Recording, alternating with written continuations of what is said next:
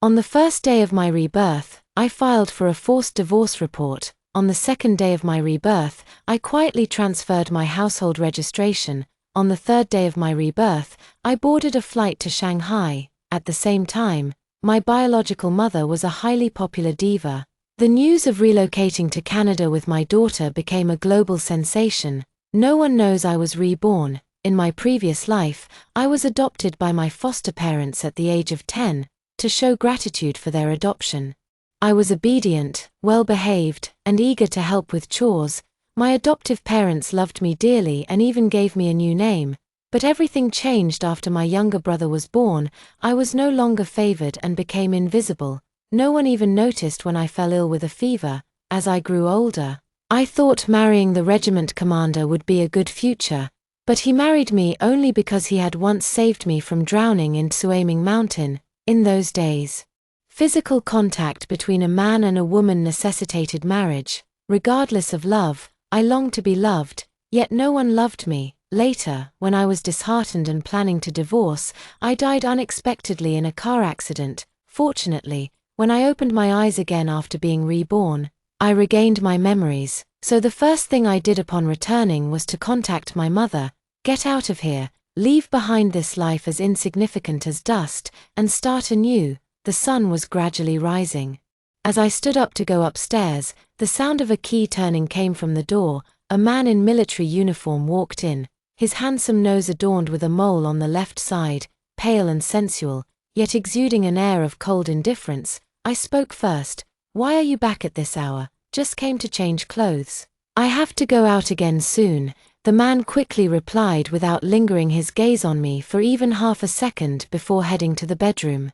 I had long grown accustomed to his cold demeanor and sharp words. In the past, it would have upset me, and I would have confronted him. Now that I've come to understand, I no longer care. After he left, I finally entered the bedroom and picked up the wedding photo on the nightstand. In the photo, we sat side by side. I smiled shyly and awkwardly, while he remained as cold and unfeeling as iron, showing no trace of the joy one would expect on a wedding day. At first glance, it's obvious that this is a wedding photo devoid of affection. Only my past self would have treasured it. I smiled faintly, opened the drawer, and casually tossed the photo inside. In my past life, I devoted myself wholeheartedly to him, barely buying any clothes for myself.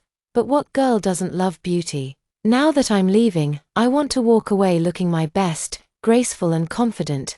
Wei Zhishan went to Champs-Élysées, the most upscale clothing store in Shanbei, after trying on several outfits. She finally settled on a fresh and simple white dress. As Wei Zhishan carried the clothes she had changed out of to the checkout counter, she heard a familiar, magnetic voice behind her. "Boss, do you have this dress in a smaller size?" Wei Zhishan turned around and saw Jiu Xiaoya standing by the counter, holding a dress and asking the shop owner. Beside him stood a fashionable woman with permed curls. Everyone knew that was Lin Sangqing, the current star performer of Shanbei City's song and dance troupe. Yet no one knew that this person was also the unattainable love Jiu Xiaoya had yearned for throughout his past life. The gazes of the three met, but Wei Zhishan's face remained expressionless. A flicker of surprise flashed in Jiu Xiaoya's eyes. He pressed his lips together, about to speak, when Lin Sangqing beside him addressed Wei Zhishan first. "Comrade, I really like that floral dress next to you. If you don't want it, could you let me have it?" Wei Zhishan was slightly taken aback, suddenly recalling that in her past life at this time, Lin Sangqing didn't know her yet. She curled her lips into a smile and nodded. "Of course, this dress wasn't right for me anyway. If you like it, it's yours." Not to mention a dress she had tried on and didn't like, even if it were Jiu Xiaoya, Wei Zhishan could now willingly step aside and let her have him. Chapter 2. Wei Zhishan handed the dress beside her to Lin Sangqing to try on. Later, as she was about to pay for the white dress, Jiu Xiaoya took out money from his pocket and handed it to the shop owner. "Let me pay for it." Wei Zhishan glanced at him but didn't refuse. At that moment, Lin Sangqing came out of the fitting room wearing the dress, and both of them turned to look at her. Wei Zhishan noticed the undisguised admiration in Jiu Xiaoya's eyes. Lin Sangqing also expressed her fondness for it and bought it on the spot. She walked up to Wei Zhishan with a smile and said, "Thank you for letting me have this dress. My name is Lin Sangqing, and I'm a singer with the Shunbei Song and Dance Troupe. As a token of gratitude, I'll treat you to a performance whenever you come to watch." Looking at the poised and graceful Lin Sangqing before her, Wei Zhishan suddenly remembered how, in her past life, after learning that Jiyu Xiaoya's heart belonged to her, she had secretly followed her to the troupe. Watching Lin Sangqing dance gracefully on stage, her singing voice melodious, her entire being radiating brilliance, at that time, Wei Zhishan was envious. Despite being the same age, her own life was merely about daily necessities: rice, oil, salt, soy sauce, tea, and vinegar. Even if she poured out all her sincerity and lowered herself to the dust, she couldn't earn even half a second more of Jiyu Xiaoya's gaze. Now, Wei Zhishan understands that her life cannot depend on anyone, so, when faced with the dazzling Lin Sangqing before her, she no longer harbors any feelings of inferiority. Wei Zhishan also curved her lips into a smile and shook hands warmly. "All right, I'll go if I have time." Afterward, Lin Sangqing returned to the dance troupe first, while Wei Zhishan and Jiyu Xiaoya went back to the residential compound together. The two remained silent throughout the car ride. Upon arriving home, Jiyu Xiaoya, watching Wei Zhishan walk ahead of him, unexpectedly offered an explanation. Today Sangqing went to discuss the performance songs for welcoming new recruits with the military district leaders. They asked me to escort her back. And since we happened to pass by a clothing store, we went in to buy some clothes. That's all there was to it. Don't overthink it, Wei Zhishan replied. Of course, I wasn't overthinking anything. In her past life, whenever she let her thoughts run wild, Jiyu Xiaoya never bothered to offer a single word of explanation. Now she wouldn't add unnecessary troubles to herself. Wei Zhishan hung her backpack on the rack and headed toward the bedroom. She had barely taken a step when the telephone in the living room rang with a jingling sound. Wei Zhishan had no choice but to change direction and pick up the receiver. As soon as she held it to her ear, her adoptive mother's loud voice came through. "Zhaodi, tomorrow is the Mid-Autumn Festival. Remember to bring your husband home for dinner." Hearing the name Zhaodi, Wei Zhishan's past memories were once again stirred. She had once believed her new name was a sign of her adoptive parents' care, only to realize later that Zhaodi, literally beckoning a younger brother, was meant to bring a son into the family. Once her younger brother was born, she lost all value, so when she married Jiyu Xiaoya, she reverted to her original name, Zhishan. On the other end of the line, her adoptive mother continued to ramble, but Wei Zhishan only gave a few perfunctory responses before hanging up. When she was 15, she had a fever of 40 degrees, and if it hadn't been for a neighbor taking her to the hospital, she wouldn't have survived. Apart from repaying the debt of being raised, she had nothing more to give. Jiyu Xiaoya walked over, glanced at the calendar, and said, "There's an event at the military district tomorrow. I'll go after I'm done." Wei Zhishan snapped out of her thoughts and waved dismissively. "It's fine. If you're busy with military matters, just focus on that. I can go back alone." During holidays, Lin Sangqing was always invited to perform at the military district auditorium. Unless he was away on a mission, Jiyu Xiaoya had never missed a single one of her performances. Compared to her, his wife of 10 years, Jiyu Xiaoya always had excuses to avoid accompanying her back to her family home. So Wei Zhishan had long stopped hoping he would go with her. This time, she was only going home to retrieve her household register. Transferring her household registration out of the Wei family was the first step in leaving Shunbei. The next day, after Jiyu Xiaoya left for the military district, Wei Zhishan returned to the Wei family with a few boxes of mooncakes she had bought on the way. As soon as she entered the courtyard, her adoptive mother stood up from her chair and scolded her loudly. "Alone again? Wei Zhaodi, you're such a waste of a pretty face. It's been half a year since you got married, and you still can't even manage your own man." Wei Zhishan pressed her lips together and said nothing. She just had to endure this one last time. Once she got the household register, she would leave and never come back. Her adoptive mother, oblivious to her thoughts, assumed she was just being her usual silent self and ordered her to cook in the kitchen. The so-called family reunion was just an excuse to make Wei Zhishan serve the entire household. After finishing the meal, Wei Zhishan noticed her adoptive mother wasn't in the room. Hesitating for a moment, she entered her foster parents' bedroom and found the household register in a drawer. She carefully tucked it into her clothes and was about to leave when her adoptive mother stormed in. "Wei Zhaodi, you ungrateful wretch, sneaking into my room to steal as soon as you come back. What are you doing with the household register?" Caught off guard, Wei Zhishan quickly scrambled for an excuse. "Mom, I'm married now. Naturally, I need to transfer my household registration to my husband's family." "So you want to move your registration to your husband's household? Huh, that's a good thing." The moment her adoptive mother heard she was transferring it to the GU family, the anger in her eyes was replaced by a calculating gleam. "You silly girl, keeping such good news to yourself. Once you become a city dweller, don't forget about your mom, your dad, and your little brother." Wei Zhishan forced a smile and inwardly sighed in relief. With the household register in hand, she didn't stay much longer and soon found an excuse to leave. She went straight to the public security office, quickly completed the procedures, and officially removed her household registration from the Wei family. She then went to a photo studio, took a passport photo, and mailed it to her birth mother in Shanghai.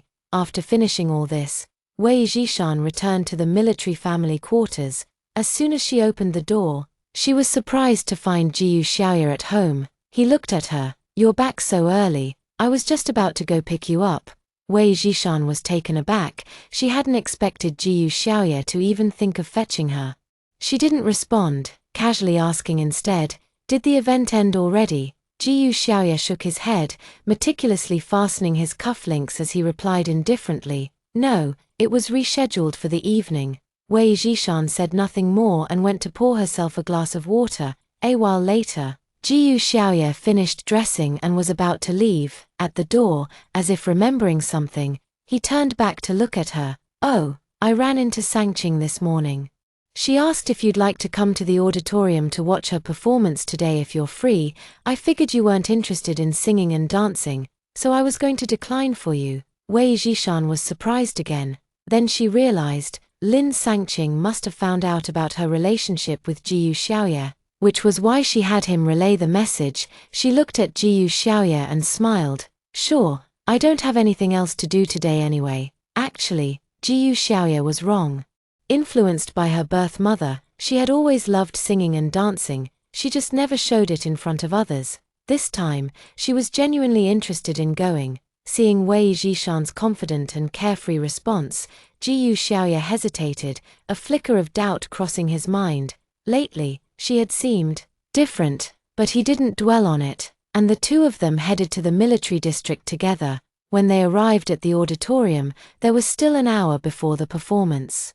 Jiyu Xiaoya said to her, "Go find a seat first, I'll be back soon." Watching his retreating figure heading backstage, Wei Zhishan knew he was going to see Lin Sangqing.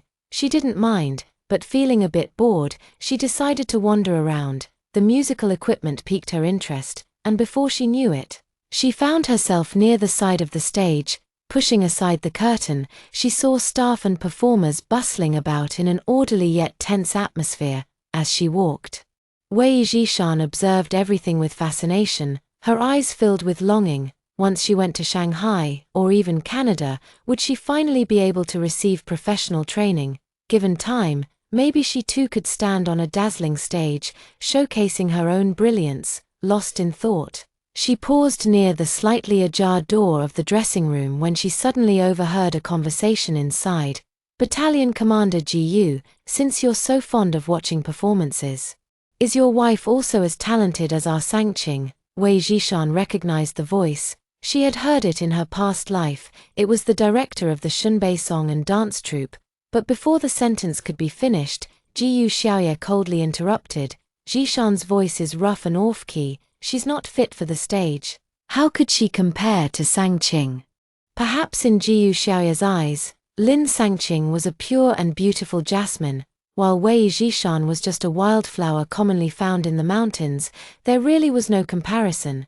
But fortunately, this wildflower would soon disappear from his world. Wei Zhishan pushed aside her thoughts and was about to return to the audience seats when the door to the dressing room suddenly opened, and Jiyu Xiaoye hurried out carrying Lin Sangqing. "Captain, postpone Sangqing's performance.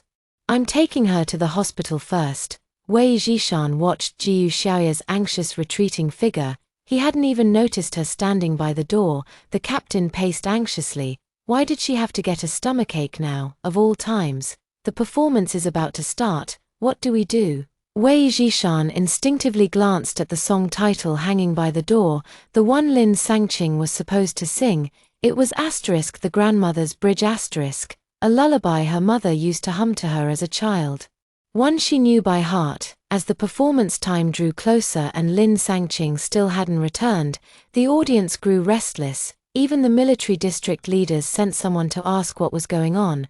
Wei Zhishan clenched her fists, then grabbed a mask from the prop rack, put it on, and stepped onto the stage. Taking a deep breath, she began to sing softly, *Rockabye. The spring breeze sways past the dewdrops to Grandmother's Bridge, searching high and low. Where the curling smoke rises and the insects chirp, *, as the song flowed, childhood memories surfaced vividly in her mind. Wei Zhishan led the audience into a nostalgic reverie, singing of the soldiers longing for their hometowns. When the song ended, the applause washed over her, and a faint smile touched her lips. She exited the auditorium through the side door. At the same time, Jiyu Xiaoye happened to enter through the main entrance. Catching only a fleeting glimpse of her retreating figure, he went backstage and asked the captain, "Who was that on stage just now?" The captain looked equally puzzled, but before he could speak, other performers chimed in. "Wasn't it Sangqing? Who else could it be? Right, that song is something only Sangqing knows. And she sang it so beautifully." Listening to them, Jiyu Xiaoye's unsettled heart gradually calmed.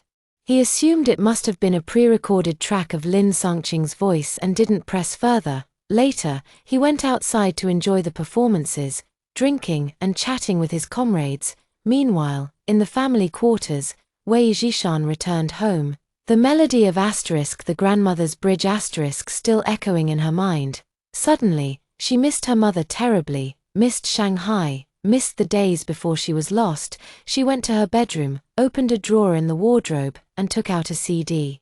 It was one her mother had sent after their reunion, containing all the songs her mother had released over the years. Wei Zhishan traced her fingers over the CD, childhood memories flashing through her mind. A bittersweet ache settled in her chest, but the joy of soon reuniting with her mother overshadowed the sorrow. She carefully put the CD back. As she closed the drawer and the wardrobe door, a piece of clothing slipped out. She picked it up, shook it out, and refolded it. Only for a crescent-shaped pendant to fall to the floor with a *clink*. Staring at the pendant, the face of a little boy flashed in her mind. Before she was lost, she had once rescued a righteous little boy. To comfort him, she had hummed the same lullaby her mother used to sing. The boy had promised to repay her when he grew up and had even split his pendant in half, giving one piece to her. But years had passed, and their paths never crossed again. Wei Zhishan placed the pendant back. Lost in thought, until a noise from outside startled her, she quickly shut the wardrobe and stepped out, only to find Jiyu Xiaoye stumbling into the living room, reeking of alcohol. She rushed to steady him. "Why did you drink so much?" Jiyu Xiaoye seemed to find his anchor in her, leaning his full weight against her. His alcohol-laced breath brushed her cheek as she struggled to drag him to his room. Just as she was about to turn off the light and leave, she heard him murmur drowsily, "Sangqing, I finally heard you sing that lullaby again today. It was just as beautiful as when we were kids." Wei Zhishan froze. As Jiyu Xiaoye turned over, his shirt loosened, revealing a crescent-shaped pendant resting against his chest, gleaming like the moon in the quiet night. She stood there, watching silently for a long time before finally closing the door. There was no joy in her heart, only resignation. Just as she had resolved to leave, she had uncovered Jiyu Xiaoye's secret. His obsession with Lin Sangqing was only because he had mistaken her for *her*. But the timing was wrong. It was all too late. Her love for Jiyu Xiaoye had long since burned to ashes, irretrievable, like spilled water. A night passed, and Jiyu Xiaoye woke up with a hangover. Rubbing his aching temples, he stepped out of his room and saw Wei Zhishan placing a bowl of soup on the table from the kitchen. Wei Zhishan spoke up. "You're awake. I made some hangover soup, drink it." Jiyu Xiaoye sipped the soup and casually asked, "When did you get back last night? Why didn't you wait for me?" Wei Zhishan calmly replied, "I watched the performance for a while and came back early." Jiyu Xiaoye nodded and didn't press further. After finishing the meal, he took a shower, changed clothes, and headed to the military base. Wei Zhishan, after breakfast, called her mother. "Mom, I sent the ID photos I took to Shanghai earlier. Did you receive them?" "Yes, I got them. And the visa is all set, but I haven't finished handling things here, so I've sent someone else to pick you up." Her mother gave her endless reminders, and Wei Zhishan responded to each one dutifully. After hanging up the phone, Wei Zhishan walked to the study and took out her marriage certificate with Jiyu Xiaoye. The household transfer had already been completed. Now, the only thing left was to dissolve her marital relationship with Jiyu Xiaoye, the final step. Wei Zhishan slung her bag over her shoulder and headed out to the civil affairs office to inquire about the divorce process.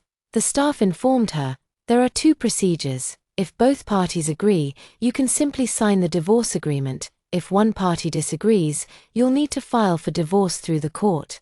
Wei Zhishan remained silent after hearing this. The first option would make it impossible to hide from Jiyu Xiaoye, while the second would lead to an ugly confrontation. After much deliberation, Wei Zhishan had no choice but to go to the military district and submit a divorce report to the authorities. The law protects military spouses. If she filed the report with the military leadership, it would take effect with just her signature. After discussing with the leadership and presenting the facts, they finally approved her divorce application. From that moment, her marriage to Jiyu Xiaoye was officially dissolved. Now single again, Wei Zhishan walked down the street with a light heart. As she passed by the river, she suddenly heard a loud splash. Turning her head, she saw a child who had been playing by the water's edge fall in. With the child about to sink and no one else around, Wei Zhishan didn't hesitate. She threw down her bag and jumped into the water, after struggling to push the child back to shore. She tried to climb out herself when her legs suddenly cramped. Her expression changed. She was about to leave this place and start a new life. She couldn't die here. "Help! Is anyone there?" Wei Zhishan cried out, but her body only sank deeper, water filling her mouth and nose. A flicker of despair crossed her mind, until another splash sounded beside her. Before she could react, a strong arm wrapped around her waist, and moments later, she was hauled forcefully onto the bank. Cough, cough. Wei Zhishan coughed up the water in her lungs with difficulty. "Are you okay? Do you need to go to the hospital?" A young man's voice came from beside her. Wei Zhishan waved her hand, catching her breath before turning to thank her rescuer. "Thank you for saving." Her words faltered as she saw the face of a strikingly handsome man, one that felt oddly familiar. Wei Zhishan frowned, deep in thought. In a flash, the image of the neighbor's older brother who used to play with her as a child surfaced in her mind, overlapping with the man before her. "Brother Lu," Wei Zhishan exclaimed in delight. Lu Yuheng smiled and nodded. "Good memory, little one, you still remember me." Wei Zhishan was overjoyed. Her mother had said someone would come to pick her up, but she never expected it to be Lu Yuheng, and so soon, she happily grabbed his arm, about to say more, when a cold voice suddenly cut through the air. "What are you doing?" Wei Zhishan turned her head at the sound and saw Jiyu Xiaoye glaring at her with a livid expression not far away. Following his gaze, she looked down and belatedly realized she was completely drenched, her clothes clinging tightly to her body. Worse still, she was being held in Lu Yuheng's arms, surrounded by a crowd of onlookers. Flustered, Wei Zhishan quickly pulled away and stood up, sensing the awkwardness.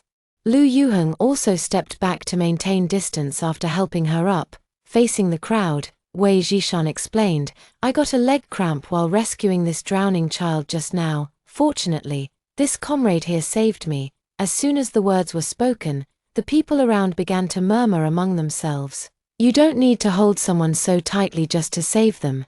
Clearly, you're not the well-behaved type." Back then, Battalion Commander Gu's wife seemed shy.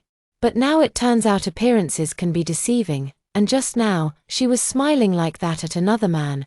What kind of misfortune did Battalion Commander Jiyu bring upon himself to marry such a wife? Every word pierced Wei Jishan's ears, making her chest heave violently. Seeing Jiyu Xiaoya's increasingly icy gaze, her heart sank. Jiyu Xiaoya didn't believe her. She stopped Lu Yuheng, who was about to explain, and asked him to leave first. Lu Yuheng was new here. There was no need to drag him into this, and she didn't want Jiyu Xiaoya to know her family had sent someone to find her. Watching Lu Yuheng walk away, Jiyu Xiaoya spoke in a tone devoid of any warmth. Wei Jishan, I never thought you'd be so shameless, still protecting your lover at a time like this. With that, Jiyu Xiaoya left her behind without another word. Wei Jishan stood alone by the riverbank, the cold wind turning her face pale and making her shiver uncontrollably. After 2 lifetimes with Jiyu Xiaoya, he held not a shred of affection or trust for her, but it didn't matter anymore. They were no longer husband and wife, and she had nothing left to care about. Wei Jishan smiled faintly and turned to leave, but the moment she took a step, her head grew heavy, and she collapsed unconscious to the ground. When she woke again, Wei Jishan found herself in a hospital. You're awake, how do you feel? Lu Yuheng had been staying by Wei Jishan's side. Seeing her awake, he poured a glass of water and handed it to her. Wei Jishan took a sip and said, much better. Lu Yuheng sat on a chair and spoke up. You've been feverish and unconscious for a whole day and night. If you hadn't woken up, I would have had to tell Aunt Cheng. Wei Jishan immediately shook her head. Don't tell my mom, I don't want her to worry. Lu Yuheng nodded in understanding. Brother Lu, did my mom ask you to do anything else when she sent you here? Wei Jishan asked. No, she just said to take you back to Shanghai once you've sorted things out. Wei Jishan remained silent for a long moment. It seemed her mother was unaware that she had already gotten married here. After a while, she raised her head and looked at Lu Yuheng again, saying, Brother Lu, once I recover, let's leave, all right? As you wish. Now that she had divorced Jiyu Xiaoya, staying here any longer would only bring her more distress. In the following days, Wei Jishan stayed in the hospital to recuperate, during which Jiyu Xiaoya never visited her once. Lu Yuheng was full of resentment toward him, but Wei Jishan no longer cared. A week later, Wei Jishan was discharged from the hospital. As she passed by a ward on the first floor, Wei Jishan inadvertently caught sight of Jiyu Xiaoya, who had been absent all this time, now sitting beside Lin Sangqing. The smile on his lips was so tender and dazzling.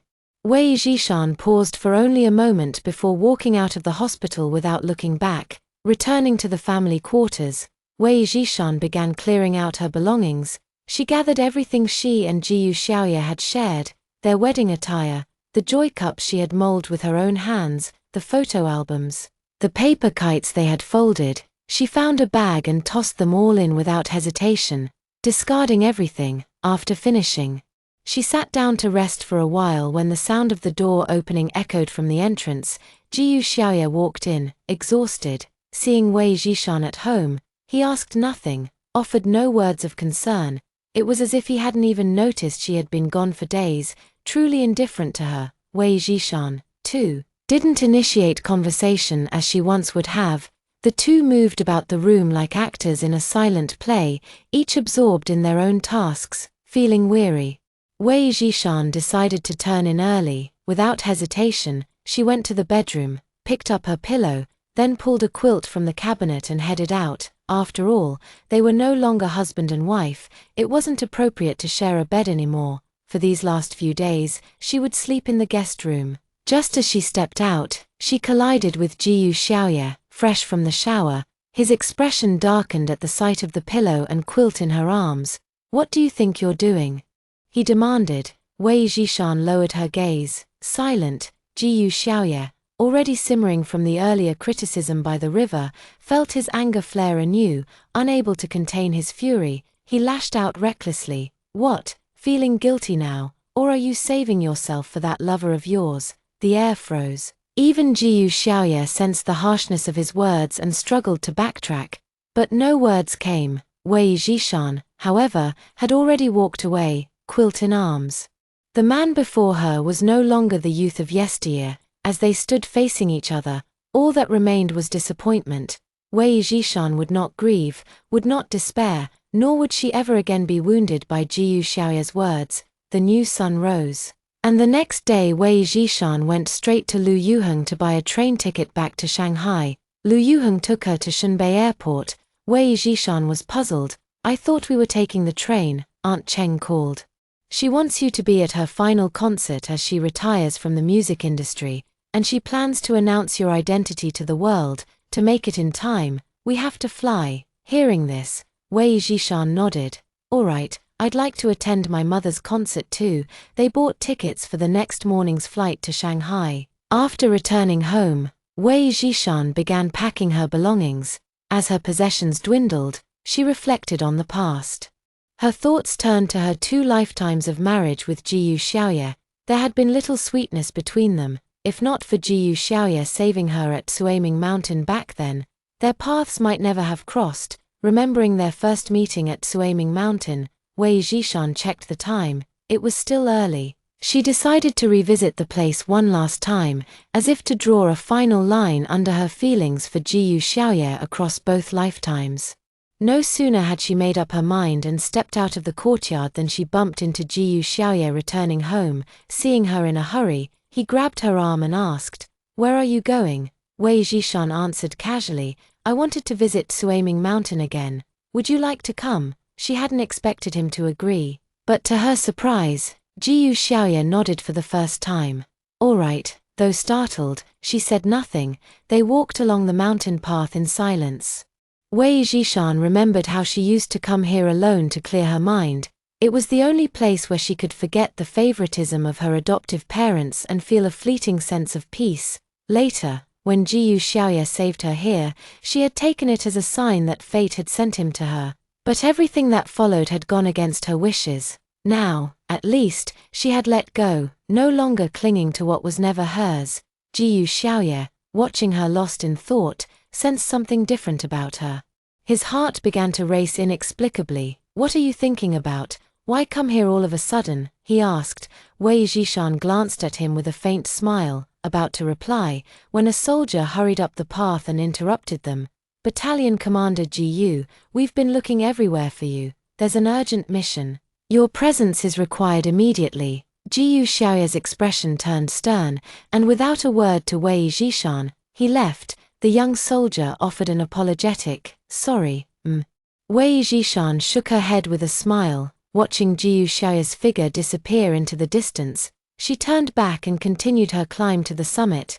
By the time she returned to the military compound, night had fallen. Knowing Jiyu Xiaoya wouldn't be back that day due to his mission, she took the opportunity to sit at her desk and write him a letter before going to bed. For the first time in a long while, she slept soundly. The next morning, under a dim, overcast sky, Wei Zhishan carried her suitcase and left without a backward glance, walking away from the home she had lived in for 2 lifetimes. From that moment on, she and Jiyu Xiaoya went their separate ways, adrift in their own worlds. 3 days later, Jiyu Xiaoya hurried back to the residential compound after completing his mission.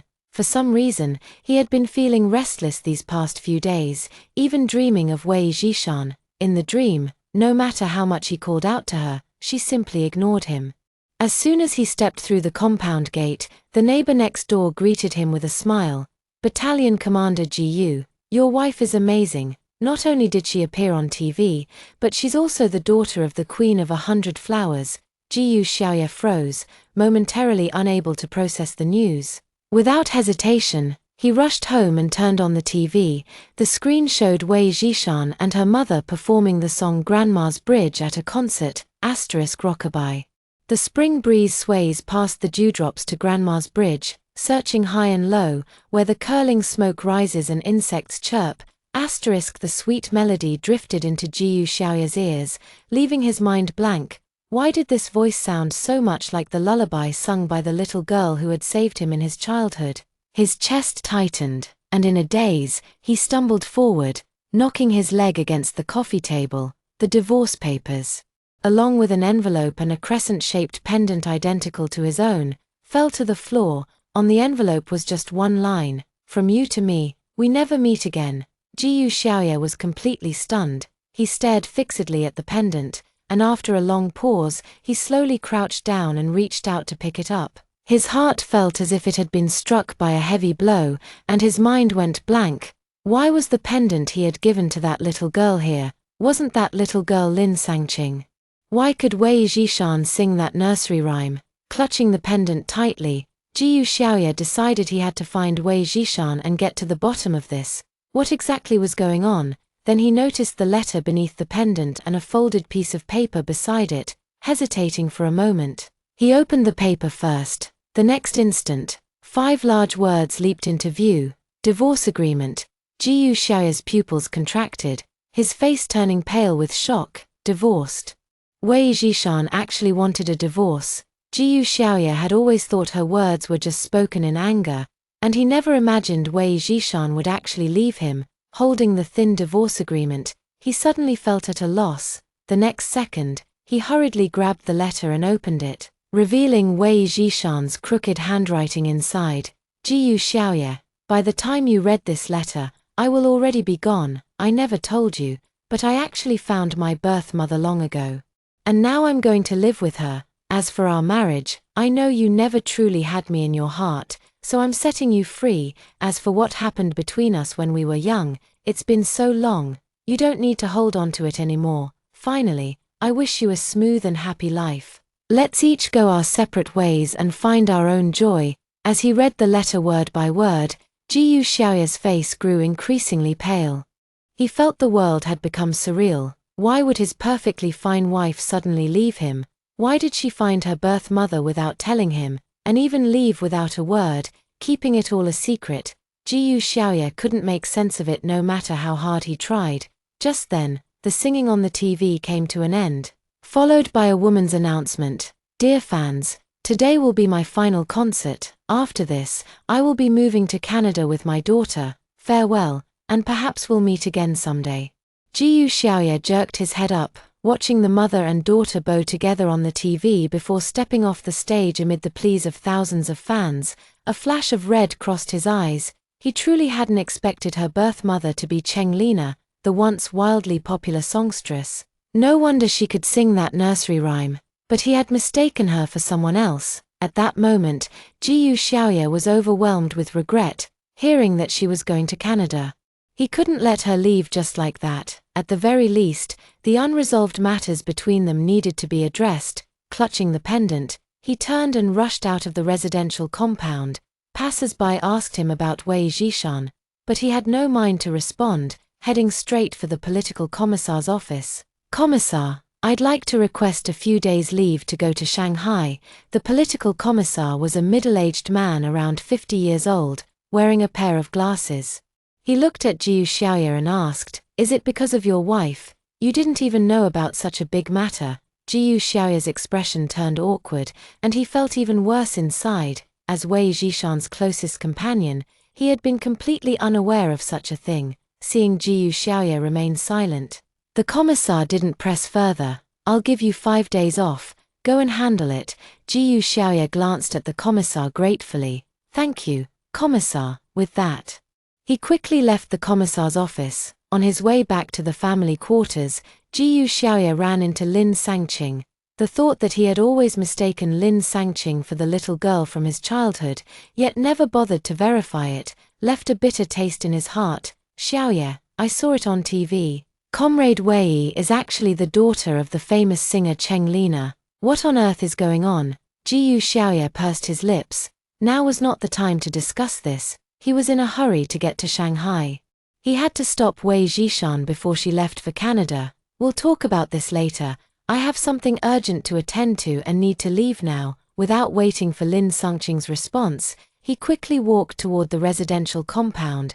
Lin Sangqing was taken aback. This was the first time Jiyu Xiaoye had been so impatient with her. In the past, he had always spoken softly to her and prioritized her in everything.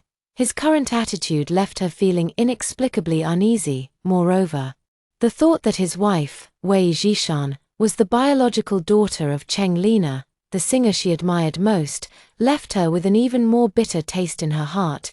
Jiyu Xiaoye returned to the residential compound, grabbed his documents, packed a few clothes, and took a taxi to the airport. where he booked the earliest direct flight to Shanghai. Meanwhile, at the Cheng family villa in Shanghai, in the luxurious living room, two women sat side by side on the plush sofa. One was dressed in an elegant cheongsam, exuding grace, while the other wore a youthful white dress, radiating freshness and beauty. "Sweetheart, your visa has been processed, we can leave here tomorrow." The two were Cheng Lina and Wei Zhishan. Wei Zhishan looked at her mother and nodded obediently. "Okay, I understand." Before arriving in Shanghai, she had felt somewhat nervous and uneasy, but upon seeing her mother, an innate sense of closeness naturally arose. The moment her mother held her in her arms, all her tension instantly melted away, replaced by joy and anticipation for the future. The staff around her mother were all very kind to her. They all said they had held her when she was born and had felt deeply saddened when she went missing. Now that she was found and they heard she had suffered greatly, they naturally showered her with 1,000 times more love. Thus, from the moment Wei Zhishan arrived in Shanghai, she experienced a happiness she had never felt in 2 lifetimes. She cherished this life dearly. Lost in thought, a cheerful female voice came from the doorway. "Zhishan, look what I brought you." Wei Zhishan turned to see Zhongli, her mother's agent. She stood up with a smile and greeted her. "Auntie Li." "Hey." Zhongli smiled, gently touching her cheek before handing her the gift. "I bought you the latest phone. Remember to keep in touch with us often." "Okay." Wei Zhishan took the phone, hugged Zhongli, and said sweetly, "Thank you." Zhongli looked at Wei Zhishan, then turned to Cheng Lina. "Are you really not letting Zhishan stay in the country? She's inherited all your talent and even surpassed it. It's such a waste to let it go unnoticed."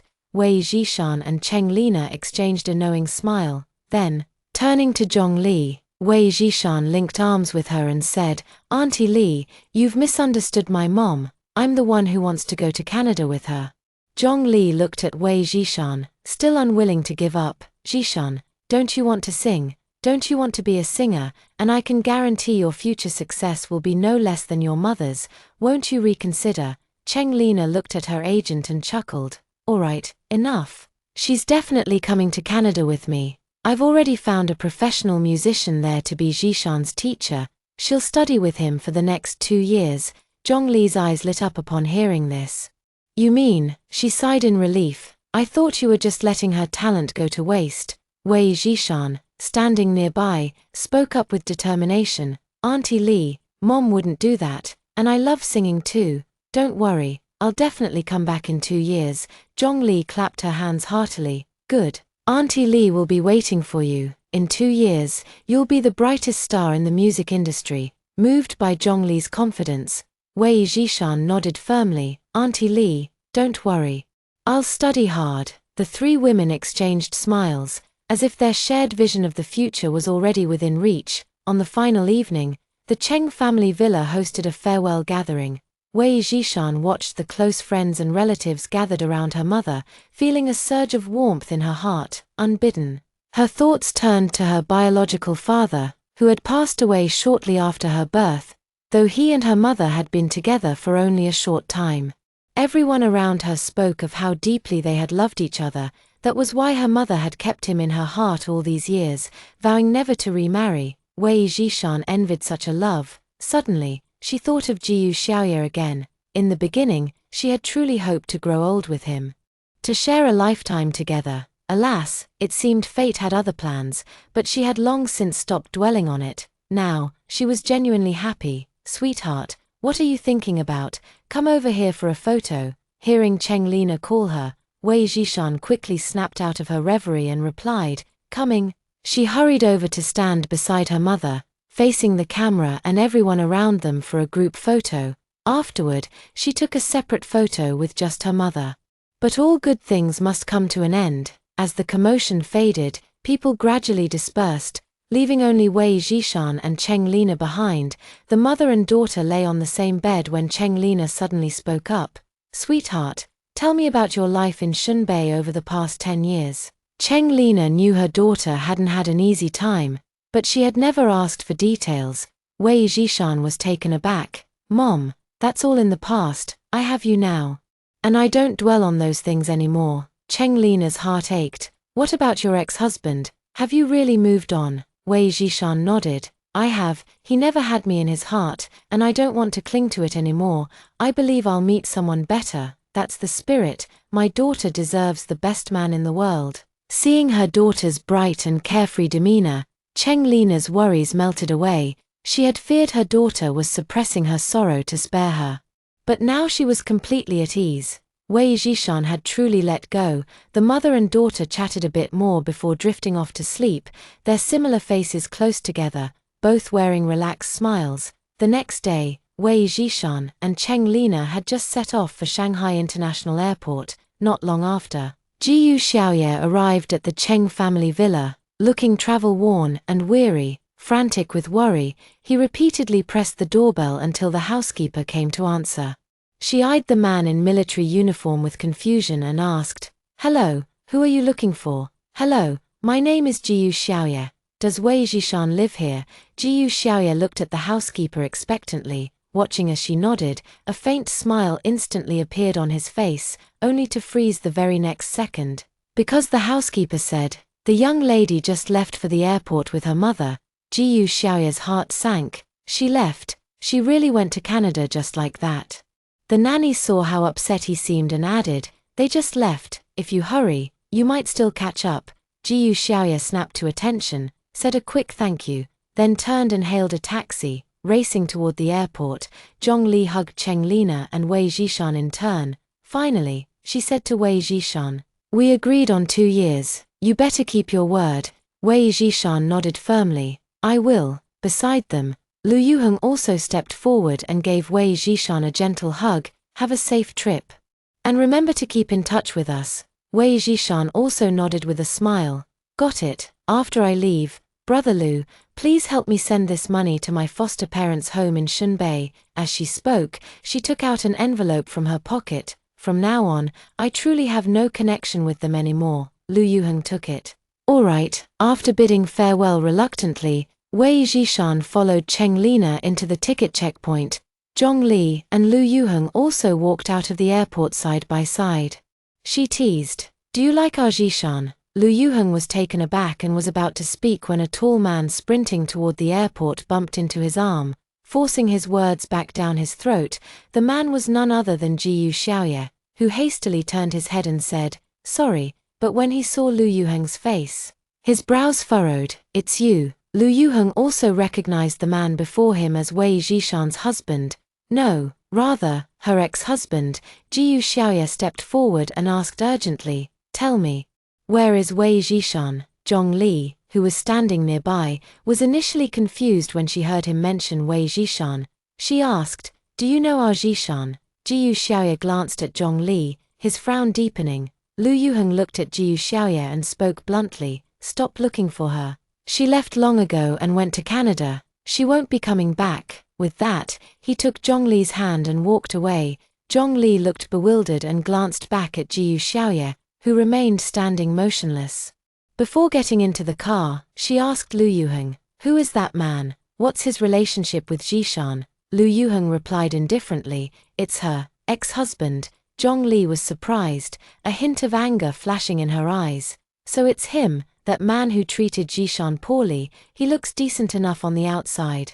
Lu Yuheng smiled without saying a word. Upon hearing Lu Yuheng's words, Jiyu Xiaoye was momentarily stunned. It took him a while to snap out of it. He had originally wanted to ask Lu Yuheng about Wei Zhishan and what exactly their relationship was, but by the time he regained his composure, Lu Yuheng had already left. Standing at the bustling airport entrance, Jiyu Xiaoye felt his heart sink to the depths. That same day, he left Shanghai and returned to Shunbei. He went to find Lin Sangqing and asked her a question. "Did you ever save a little boy in Shanghai when you were a child and sing him a nursery rhyme?" Lin Sangqing was puzzled but answered truthfully, "I never went to Shanghai as a child." A shadow of disappointment flickered in Jiyu Xiaoye's eyes. It turned out he had been mistaken in assuming Lin Sangqing was that little girl. The girl who had truly saved him was right by his side. Yet he had failed to recognize her all this time. Feeling dejected, Jiyu Xiaoye was about to leave when Lin Sangqing called out to him, "Xiaoye, what's wrong?" "Comrade Wei." "It's fine, I'll go first." After saying that, Jiyu Xiaoye turned and walked away without looking back. Lin Sangqing watched his retreating figure, sensing that he had changed somewhat. When Jiyu Xiaoye returned to the family quarters and saw the room devoid of any trace of Wei Zhishan, his heart suddenly ached as if pricked by countless needles. He had always thought he didn't care for Wei Zhishan, but now that she was gone, he hadn't expected to feel this miserable. He opened the bedroom door and, for the first time, noticed that the wedding photo on the nightstand was missing. Jiyu Xiaoye racked his brain, trying to recall when the photo had disappeared, but no matter how hard he thought, he couldn't remember. It suddenly dawned on him why Wei Zhishan had wanted a divorce. He had truly been indifferent to her, so much so that he hadn't even noticed her growing desire to leave. At that moment, Jiyu Xiaoye felt like a complete failure as a husband, just as Jiyu Xiaoye was lost in sorrow. There was a sudden knock at the door. For a fleeting moment, he dared to hope, was it Wei Zhishan coming back? But he knew she had already left for Canada and couldn't possibly be here. With a bitter smile, he walked over and opened the door. Standing outside were Wei Zhishan's adoptive mother and younger brother. The moment Wei's mother saw Jiyu Xiaoye, she demanded, "Where's Wei Zhaodi? I heard she went to find her birth mother. Is it true?" Without waiting for an answer, she pushed past Jiyu Xiaoye, dragging her son inside. "Wei Zhaodi, come out here, explain what's going on." Jiyu Xiaoye frowned as he watched the middle-aged woman shouting loudly in his house. He stepped forward to stop her. "Mother-in-law, stop yelling. She's not here." Mother Wei turned to Jiyu Xiaoye. "So what they said is true? She just left like that. That ungrateful wretch. Doesn't even think about how I raised her for over 10 years. Now that she's climbed to a higher branch, she just kicks us aside. Truly a little slut who can't be tamed." Jiyu Xiaoye listened to the increasingly harsh scolding from Wei's mother and interrupted her in a low voice. "Mother-in-law, I have matters to attend to and cannot entertain you any longer. Please take your son and leave early."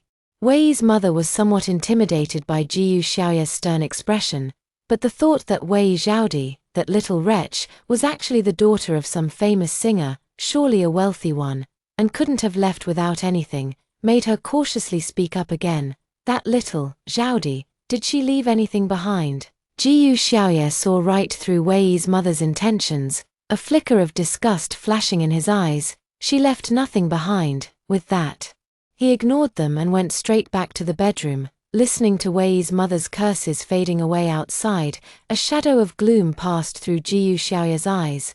Now he somewhat understood why she had left this place without telling anyone.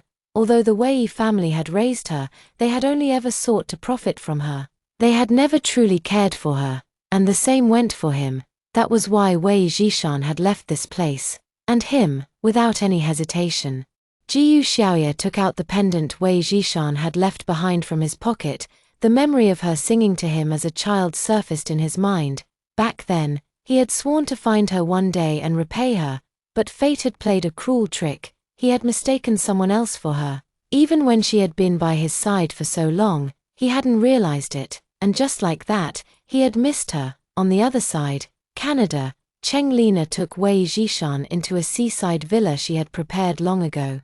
She said to Wei Zhishan, "This is already our home now, sweetheart. Do you like it?" Wei Zhishan looked at the warmly decorated, spacious villa, which was also near the sea. She nodded excitedly. "I love it, it's really beautiful here." Seeing this, Cheng Lina sighed in relief. "I'm glad you like it. Your room is already ready. Go rest for a while and then come down for dinner." Wei Zhishan nodded and followed the nanny to her room on the second floor. As she opened the door and saw the dreamy, girly room, she felt a bit dazed. Although she had her own room in the Wei household, it was the smallest in the house, furnished with just a bed and a wardrobe. Now, she actually had a princess-like room. Instantly, her eyes reddened slightly, feeling that heaven had truly been kind to her. Satisfied, Wei Zhishan lay down on the soft cement bed and fell asleep in no time. Moreover, she even had a dream, a very beautiful and happy one.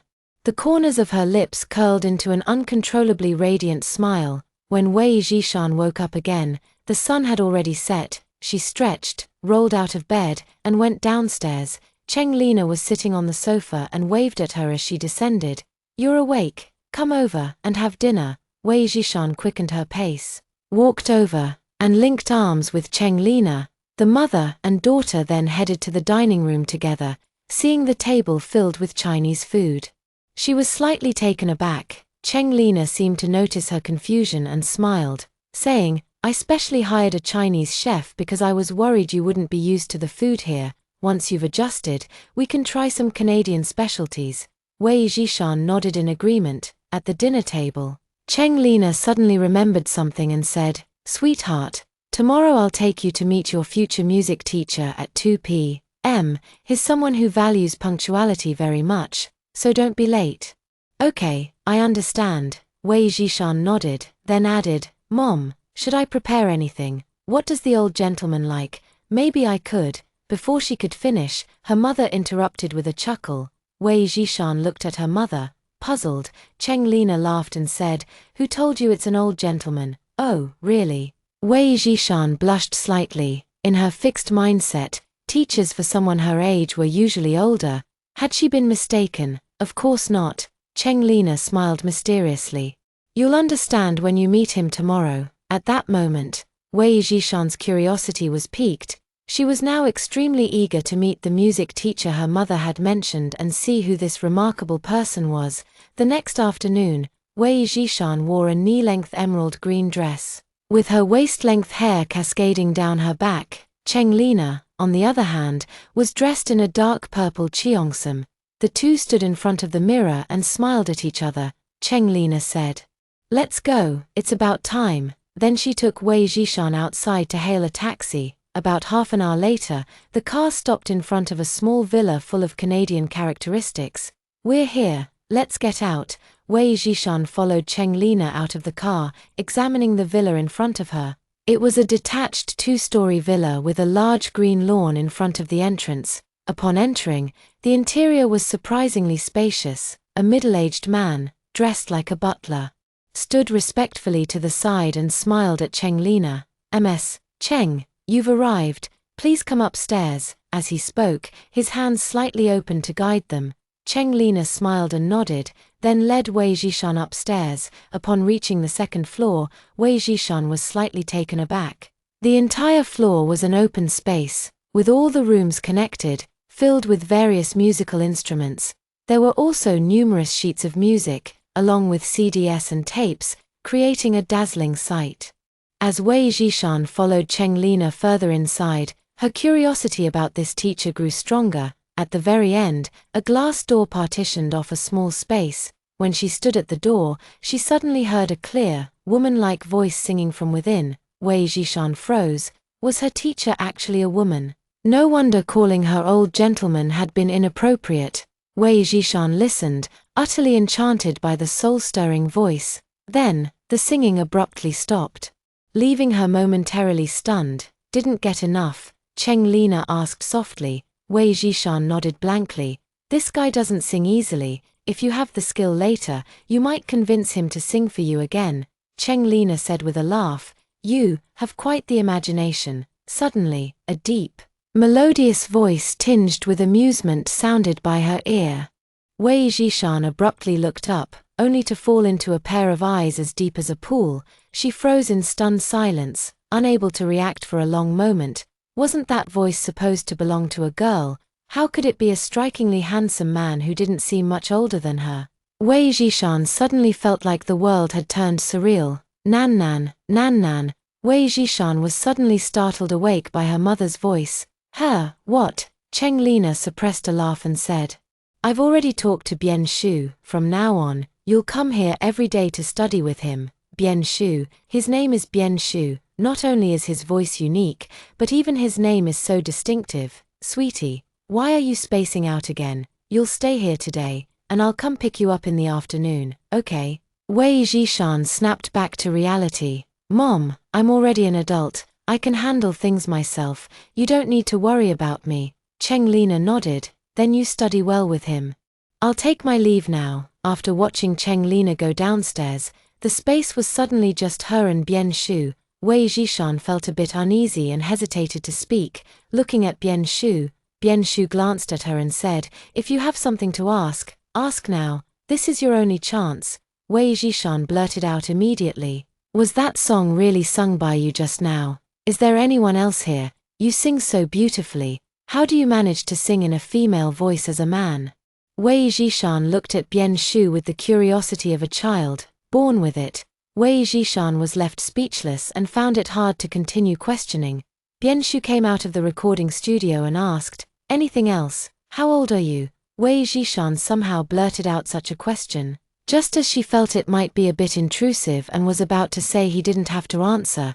Bian Shu replied without any hesitation, 25. Wei Jishan was quite surprised. He was actually that young. But since he sang so well, why had his records or anything about him never become popular outside? As she thought this, she voiced her question. Bian Shu paused. "I don't like being in the public eye." As he spoke, he sat down by the piano and glanced at Wei Jishan. "Come here." Wei Jishan quickly walked over to the piano, looking at him in confusion, finished asking, "If you're done, it's my turn to ask you." "Oh, okay, teacher. Please go ahead." Wei Jishan nodded respectfully.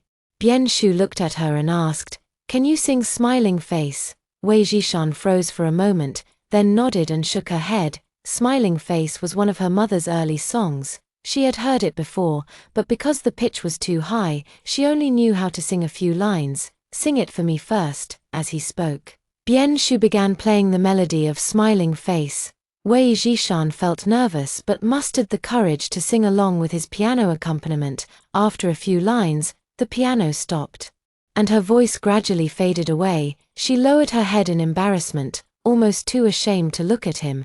Then his voice sounded by her ear. "Look up."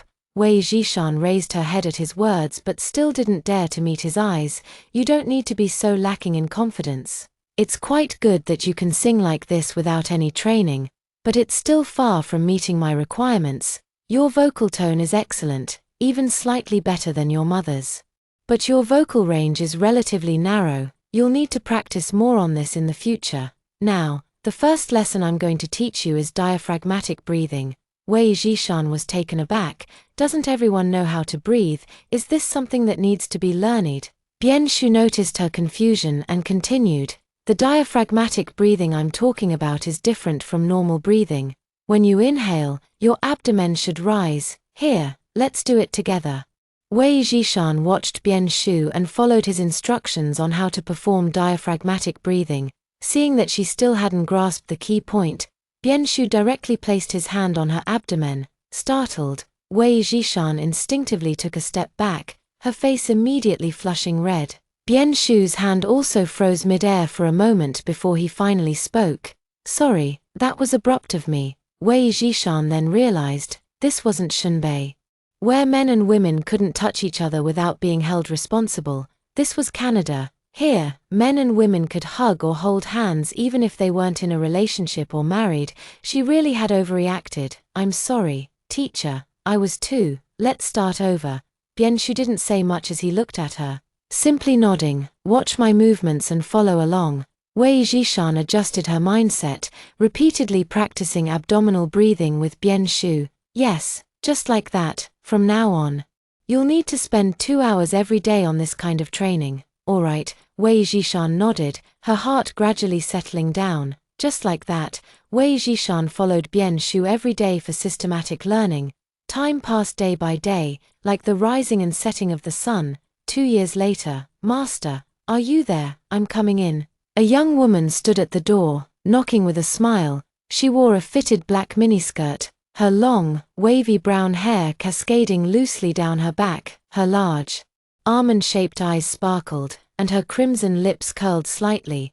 This was none other than Wei Jishan. At that moment, she was pressing her ear against the door, listening for any movement inside. When she couldn't hear anything, she was about to knock again when the door suddenly opened from within. Bian Shu, his eyes still heavy with sleep, looked at her helplessly. "What is it now?" Wei Jishan had been studying under Bian Shu for 2 years, and their relationship had grown increasingly close. At some point, she had switched from calling him teacher to master. Over those 2 years, she had also discovered one of his habits, one he just couldn't shake, his love for sleeping in. He would never get up unless he had fully woken up. No wonder her lessons were always scheduled for the afternoon or evening. Master, have you forgotten? You promised that today's last lesson would be at my house. I haven't forgotten. And I remember we agreed to meet in the evening, Wei Jishan said with a smile. I know, but it's already afternoon now. Before going to my place, we still have to stop by somewhere else. Bianshu felt somewhat helpless, but didn't refuse. Wait a moment, it'll be ready soon. After speaking, he turned and went back into the room, heading to the bathroom. Wei Jishan smiled and turned to sit on the living room sofa to wait for him. The butler nearby, seeing this, brought over a plate of her favorite blueberries. She popped one into her mouth and said to him with a smile, "Thank you, Uncle Zhong. You're welcome, Miss Jishan. After finishing your lessons, you probably won't be coming here much anymore, will you?" Wei Jishan was taken aback for a moment, then quickly replied, "How could that be? Once a teacher, always a teacher. I'll definitely come back to visit you all when I have time." As she spoke, she noticed Bianshu descending the staircase, dressed in an all-black casual outfit. He looked exceptionally handsome, his charm rivaling that of the legendary Pan An, even after seeing him for 2 years. Wei Jishan couldn't help but pause in admiration. "What are you spacing out for? Didn't you say we were going somewhere?" Bianshu looked at the dazed woman before him and lightly tapped her forehead with his hand. Wei Jishan snapped back to reality instantly. "Can't help it. Who made my master so irresistibly attractive?" Bianshu was taken aback and was about to say something when Wei Jishan had already run off. A faint smile curled at the corners of Bianshu's lips as he shook his head helplessly, yet adoringly. Then, he leisurely followed after her. Wei Jishan hailed a taxi by the roadside. After getting in, Bianshu asked, "Where are you taking me?" "You'll know when we get there, it won't take long." About 10 minutes later, the car came to a stop. As Bianshu stepped out and looked up, he saw 3 gilded characters on the signboard, "Mosque." Bianshu was momentarily stunned as he looked at Wei Jishan. "Why did you bring me here?" "Of course, it's to pray for your safety, Master. I know you don't believe in this, but I have nothing else to give you. I only wish for your peace and well-being," Wei Jishan said with a smile, then took his hand and led him toward the entrance. She had heard from her mother about Bianshu's past, how he had been alone since his family passed away from illness long ago. That was why he never believed in gods or Buddhas protecting people's safety. She didn't believe in it either, but seeing Bianshu always alone, and knowing he lacked nothing in life now, she still wanted to do this for him. She was about to return to her home country and could only pray for his safety at the mosque, hoping that in her absence, her master would stay safe and happy. When they reached the entrance of the main hall, Bianshu glanced at the Buddha statue inside and said, "You go ahead, I'll wait here." Wei Jishan didn't insist and went in alone. 10 minutes later, she emerged and saw Bianshu standing under a large tree not far away. She ran over and took his hand. "Master, I've obtained something for you. You must wear it often." As she spoke, she placed the green wooden prayer beads onto Bianshu's wrist. Bianshu was momentarily stunned, looking at the beads on his wrist and then at the expectant gaze of the girl before him. Finally, he nodded and said, "All right." After that, the two went straight to the beachfront villa where Wei Jishan lived. As soon as they stepped through the door, they saw a familiar figure. Wei Jishan exclaimed in delight, "Auntie Li." Zhong Li, upon seeing Wei Jishan, immediately rushed over and embraced her tightly. "Jishan, you've grown even more beautiful, and your aura is more refined. Auntie Li, you look younger than ever. Oh, your sweet talk is always so charming." Zhong Li smiled and gently pinched her cheek. Then she turned to look at Bianshu beside them and said to Wei Jishan, "So this is the teacher who's been instructing you for 2 years. He's so handsome." Wei Jishan nodded with a smile and introduced them.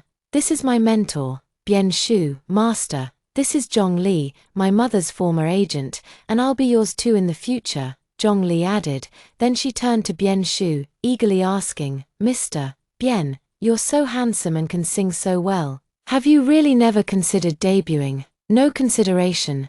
Bianshu bluntly refused without giving any face. Wei Jishan quickly linked arms with Zhong Li and walked into the villa, saying, "Aunt Li, don't even think about trying to recruit my master, he would never agree." Lily Zhong nodded without dwelling on it too much. She had serious business to attend to this time. I came here for this. Take a look. With that, she handed a folder from the sofa to Wei Zhishan. Wei Zhishan took it and opened it.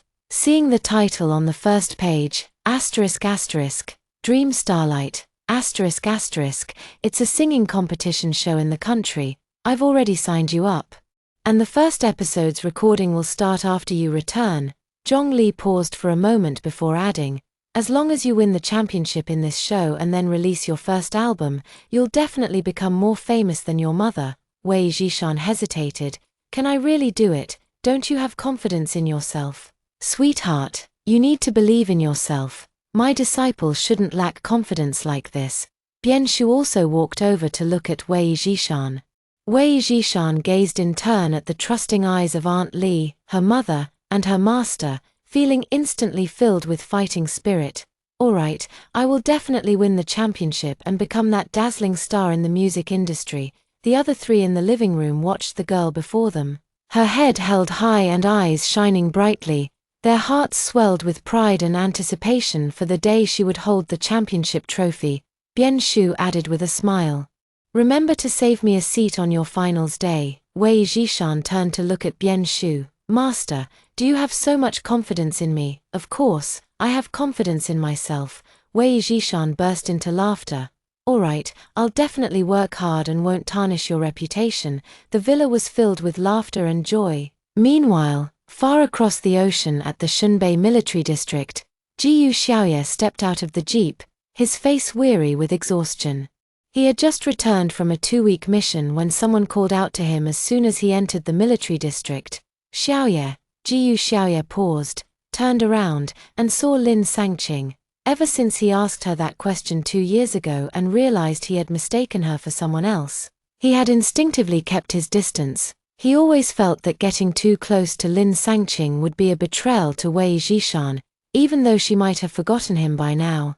He didn't want the mistake to continue. Comrade Lin, is there something you need? Lin Sangqing froze for a moment, her eyes dimming briefly, but she quickly composed herself and smiled, saying, I'm about to leave Shunbei for Shanghai. I happened to see you, so I thought I'd say goodbye. Hearing about Shanghai again, a shadow of complexity flickered in Jiyu Xiaoye's eyes. For some reason, he asked, why are you going to Shanghai? Lin Sangqing was taken aback once more. But seeing Jiyu Xiaoye's distracted expression, she knew his question wasn't about her. Still, she answered, Huiyin Media in Shanghai is preparing a music competition show called Dream Starlight, and I want to give it a try. Upon hearing this, Jiyu Xiaoye's heart suddenly raced. A singing competition. Would Wei Zhishan also participate? For some reason, he had a strong premonition. Wei Zhishan would be there. All right, I wish you success. If there's nothing else, I'll take my leave now. Lin Sangqing watched the man who didn't even turn his head and suddenly called out to him again. Xiaoye, ever since Comrade Wei left 2 years ago, your attitude toward me has changed. Can I tell me why? Jiyu Xiaoye stopped in his tracks and remained silent for a moment before speaking. When I was a child, a girl saved me and sang that nursery rhyme to me, the same one you sang when we first met, so I thought, I'm sorry, it was my mistake. Lin Sangqing froze, never expecting such a backstory. So that girl was Comrade Wei. Jiyu Xiaoye nodded. Lin Sangqing smiled in relief. I understand, then I'll take my leave. If fate allows, we'll meet again. With that, she turned and walked away. Jiyu Xiaoye watched her retreating figure for a moment before also turning to head toward the residential compound, not looking back. After taking just one step, as if remembering something, he immediately changed direction and walked toward the political commissar's office. You say you want to go to Shanghai, what's the reason? The political commissar looked puzzled at his capable subordinate. Jiyu Xiaoye pressed his lips together. I heard from my comrades after returning that there's recently been an activity between our military region and the troops in Shanghai. I'm applying to go there. The political commissar stared fixedly at Jiyu Xiaoye for a long moment before finally speaking. Go back and write an application. I'll sign it. Forget it. Even if he didn't apply, the unit would have sent him anyway. This way is just as well. Thank you, Commissar. I won't let you down. With that, He walked out of the commissar's office. As the door closed, a faint, bitter smile slowly appeared on Jiyu Xiaoye's face. Zhishan, will I ever see you again? 2 days later, at the Canadian airport. Wei Zhishan hugged Cheng Lina reluctantly. Mom, I have to go now. Please take good care of yourself. Don't worry, I'll take care of myself. You must also take care of yourself, understand? Cheng Lina patted her on the back. Wei Zhishan nodded, then she turned to Bian Shu beside her and hugged him as well. Master, remember to always wear the Buddhist beads I gave you. You must never take them off. Bian Shu also gave her a light squeeze on the shoulder. I know, don't worry. Wei Zhishan let go, carrying her suitcase as she followed Zhongli toward the boarding gate. She kept looking back every few steps, and finally, she waved her hand and called out, Mom, Master, go back. When I have time, I'll come visit you. With that, she turned and walked through the boarding gate without looking back. On the plane, Zhongli explained some of the rules of the Dream Starlight singing competition to Wei Zhishan. This time, I've noticed that although you have an absolute advantage, there are also some competitors who shouldn't be underestimated. Zhongli took out the profile of one of the contestants and pointed at it. For example, her vocal tone and range are very similar to your mother's. She's now known as Little Lina. In the music industry, Wei Zhishan looked at the familiar name on the document and exclaimed in surprise, it's her, Lin Sangqing. So they were going to meet again in this way. By now, she might have already married Jiyu Xiaoye. Do you know her? Zhongli looked at Wei Zhishan with confusion. Wei Zhishan nodded. She's indeed a formidable opponent, but I'm not afraid. Don't worry. Zhongli nodded, then suddenly thought of something and asked, by the way, do you want to change your name? How about taking the surname Cheng? Wei Zhishan paused for a moment before shaking her head. It's fine as it is. My mom told me my father's surname was Wei. Zhongli knew that Cheng Lina and her husband were very much in love, but since he had passed away early, she truly didn't know his surname. In that case, let's go with this name then. Millimeter. After their discussion, Wei Zhishan fell into a deep sleep. She only woke up when Zhongli called her as the plane arrived at Shanghai airport. We're here, let's go. Carrying her suitcase, Wei Zhishan followed Zhongli off the plane. As they walked out of the arrival gate, she heard a familiar voice. Welcome back, Zhishan. Wei Zhishan turned towards the voice and saw Lu Yuheng walking over with a smile. Before she could react, he pulled her into a tight embrace. Wei Zhishan returned the hug with a smile. Brother Lu, it's been a while. Lu Yuheng released her and gave her a once-over, after being away for 2 years. You've grown quite beautiful. Brother Lu has also become more handsome. Lu Yuheng was taken aback for a moment, then smiled and patted her head. All right, you too. Stop flattering each other. Zhongli interrupted them. Lu Yuheng didn't waste any more words and quickly carried the suitcase toward the Audi parked not far away at the intersection. Wei Zhishan and Zhongli had just settled into the back seat when a small head popped out from the front passenger side. Hello, Zhishan little sister. My name is Zhongyu. You can call me Little Fish. Wei Zhishan was momentarily stunned by the doll-like girl before her. Zhongli, however, rolled her eyes and said, Zhongyu, Zhishan is the same age as you. Don't call her little sister. Zhongyu pouted, looking somewhat aggrieved as she replied, but auntie, Brother Lu calls her that too. Wei Zhishan's mind was in complete chaos. Who could tell her who this person really was? After getting in the car, Lu Yuheng looked at the bewildered Wei Zhishan and explained with a smile, Xiao Yue is Aunt Li's niece, and also my girlfriend. As he uttered the last sentence, Lu Yuheng's face faintly reddened. The doll-like girl beside him nodded cutely. Wei Zhishan, however, was shocked. Brother Lu, when did you get a girlfriend? How come I never heard you mention it? Before Lu Yuheng could respond, Zhongyu beside him jumped in to answer. I've only just started dating Brother Lu, but we've already decided to get married. Zhongli glared at Zhongyu. How old are you? I've never seen anyone as desperate to marry as you, Zhongyu retorted defiantly. But Brother Lu is wonderful.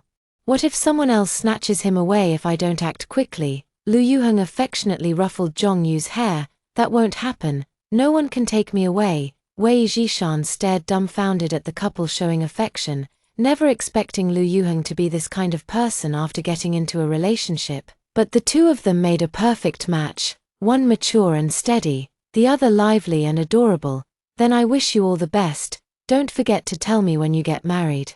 Wei Zhishan said with a smile, of course, your brother Yu's sister, so naturally, you're my sister too, Zhongyu said, looking at Wei Zhishan. By the way, I'm also your makeup artist, I'll definitely make you look beautiful. Wei Zhishan was taken aback for a moment, then nodded with a smile. All right, thank you, Xiaoyu.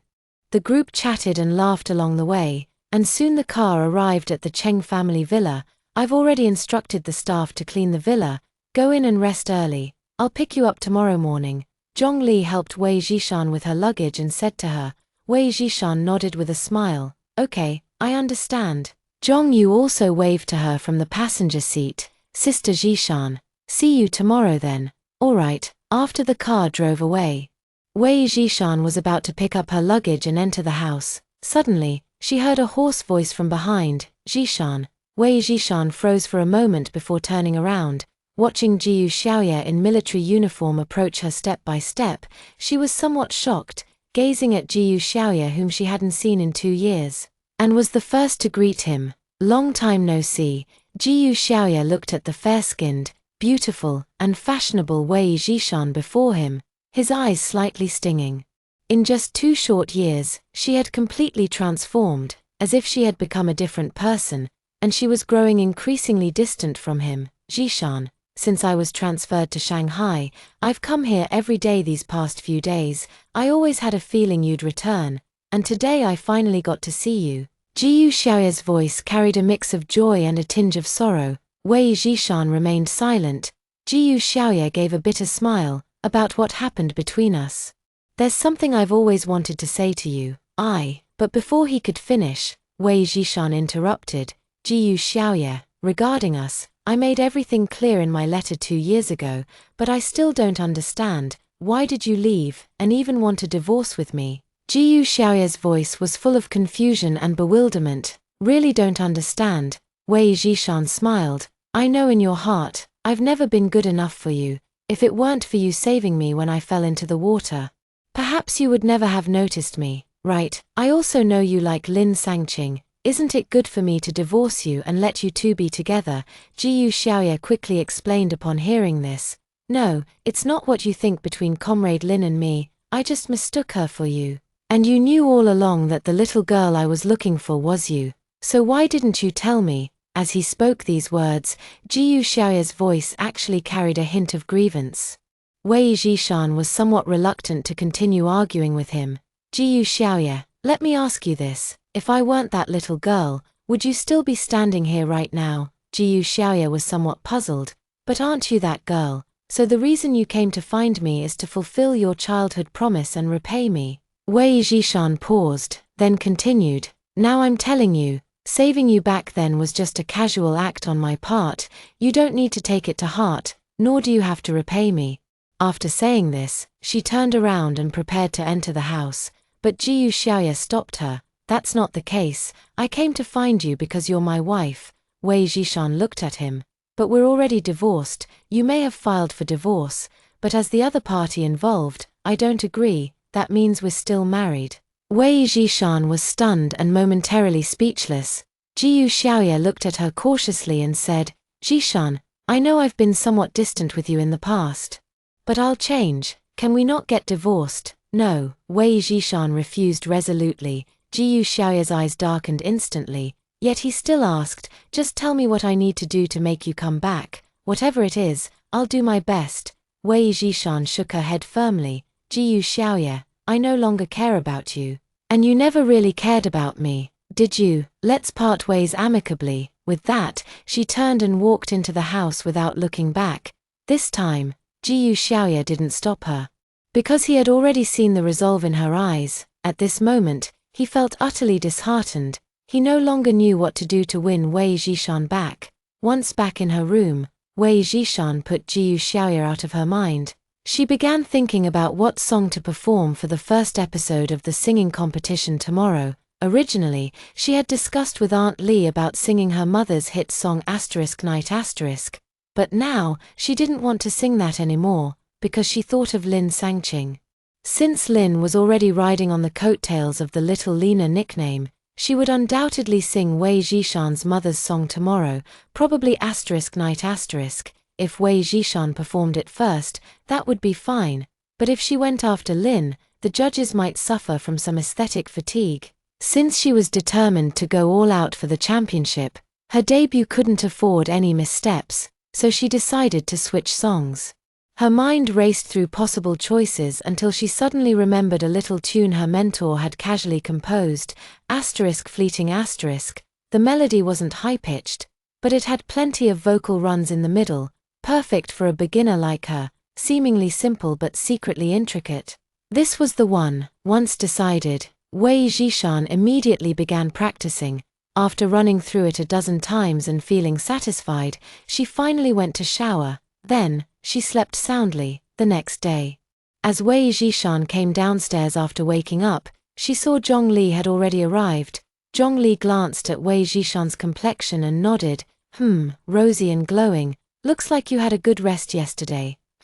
Not bad. As she spoke, she sat down at the dining table and began eating breakfast. Zhongli glanced at the time. You need to eat quickly. This time, our makeup and styling might take a while, since Night is a more rock-oriented song. Wei Jishan needed heavy makeup.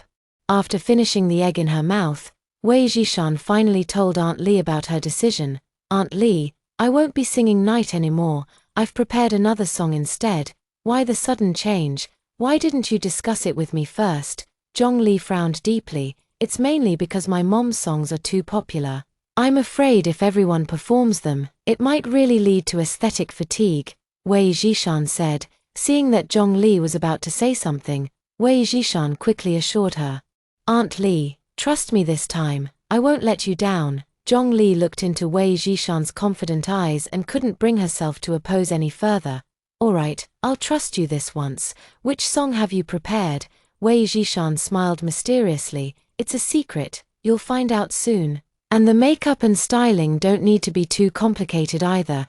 Zhongli looked at her with confusion, hesitating to speak. Wei Jishan linked arms with her and said with a laugh, Auntie Li, just relax and wait to see me amaze everyone. Looking at Wei Jishan like this, Zhongli suddenly recalled how Lena had once gazed at her in the same way when they were young. Ali, don't worry, just wait and see me soar to great heights. Later, she truly became a singing sensation. Now her daughter wears the same expression, and she thinks she should believe in them. Alright, then I'll wait and see. Wei Jishan nodded firmly. Okay, the two exchanged a knowing smile. Wei Jishan arrived at the dressing room of the recording studio in Zhongli's car, where Zhongyu was already waiting. Seeing Wei Jishan, she happily ran over. Sister Jishan, we meet again. Little fish, it's good to see you again. After speaking, she sat down on the chair in front of the dressing mirror, and Wei Jishan said, Xiao Yue, this time the makeup doesn't need to be too complicated, just keep it pure and cute. Alright, just close your eyes and leave the rest to me. After Zhongyu finished speaking, she began applying makeup on Wei Jishan's face. Half an hour later, Wei Jishan heard Zhongyu's voice. Sister Jishan, you can open your eyes now. Wei Jishan opened her eyes and saw a lovely and charming face reflected in the mirror. She was very satisfied, stood up, and said to Zhongyu, Thank you, Xiaoyu, I really like it. Zhongyu immediately beamed with joy. As long as Jishan likes it, that's all that matters. It was almost time for the recording. Zhongli handed the schedule to Wei Jishan, saying, I took a look, and your slot is towards the end. Wei Jishan glanced at it and noticed Lin Sangqing was scheduled right before her. Comrade Wei, long time no see, speak of the devil. Wei Jishan watched as Lin Sangqing, dressed in a black leather outfit and wearing heavy makeup, approached. She greeted with a smile, long time no see. Lin Sangqing looked at Wei Jishan before her, who seemed like a completely different person from 2 years ago. It would be a lie to say she wasn't surprised. But this competition was something she was determined to win. She had the skills for it. As for Wei Jishan, apart from being the daughter of the renowned singer Cheng Geho and performing a nursery rhyme at her mother's final concert, there had been no news about her since. Now, she suddenly appeared to participate in such a singing competition. Presumably, she was riding on her mother's fame. But Lin Sangqing was confident and unafraid. It seems we're fated too. Our performance slots are right next to each other, Lin Sangqing remarked after checking the schedule. She knew Wei Zhishan would be performing right after her. Quite a coincidence indeed, Wei Zhishan replied with a smile. After exchanging a few more words, the two of them each took their seats nearby. Quietly watching the performances of the other contestants on stage, Zhongli leaned closer to Wei Zhishan's ear and whispered, "Look at Lin Sangqing's makeup. Could she really be singing Night? Good thing you changed your song." Wei Zhishan also lowered her voice to reply, "We'll find out soon enough." She turned her attention back to the stage. Some of the contestants in this competition were quite good, while others were clearly just filling the numbers. By the end of this first round, probably half would be eliminated. Time flew by, and soon it was Lin Sangqing's turn to perform. As expected, she sang her mother's song, Night, with its rock elements. It instantly ignited the atmosphere in the venue. Wei Zhishan nodded to herself, reluctantly admitting that Lin Sangqing was a formidable opponent. Wei Zhishan listened as the row of judges seated below gave their comments. Truly worthy of being called Little Lina, her singing skills are indeed excellent. Yes, given time, she might even surpass the Queen of Songs, Cheng. Indeed impressive. The song Night is actually quite difficult to sing, and she performed it very well. Lin Sangqing smiled confidently and then walked off the stage with ease. It was Wei Zhishan's turn. Zhongli, standing nearby, said, "Go ahead, don't be nervous, you can do it." Wei Zhishan nodded, took a deep breath, and stepped onto the stage.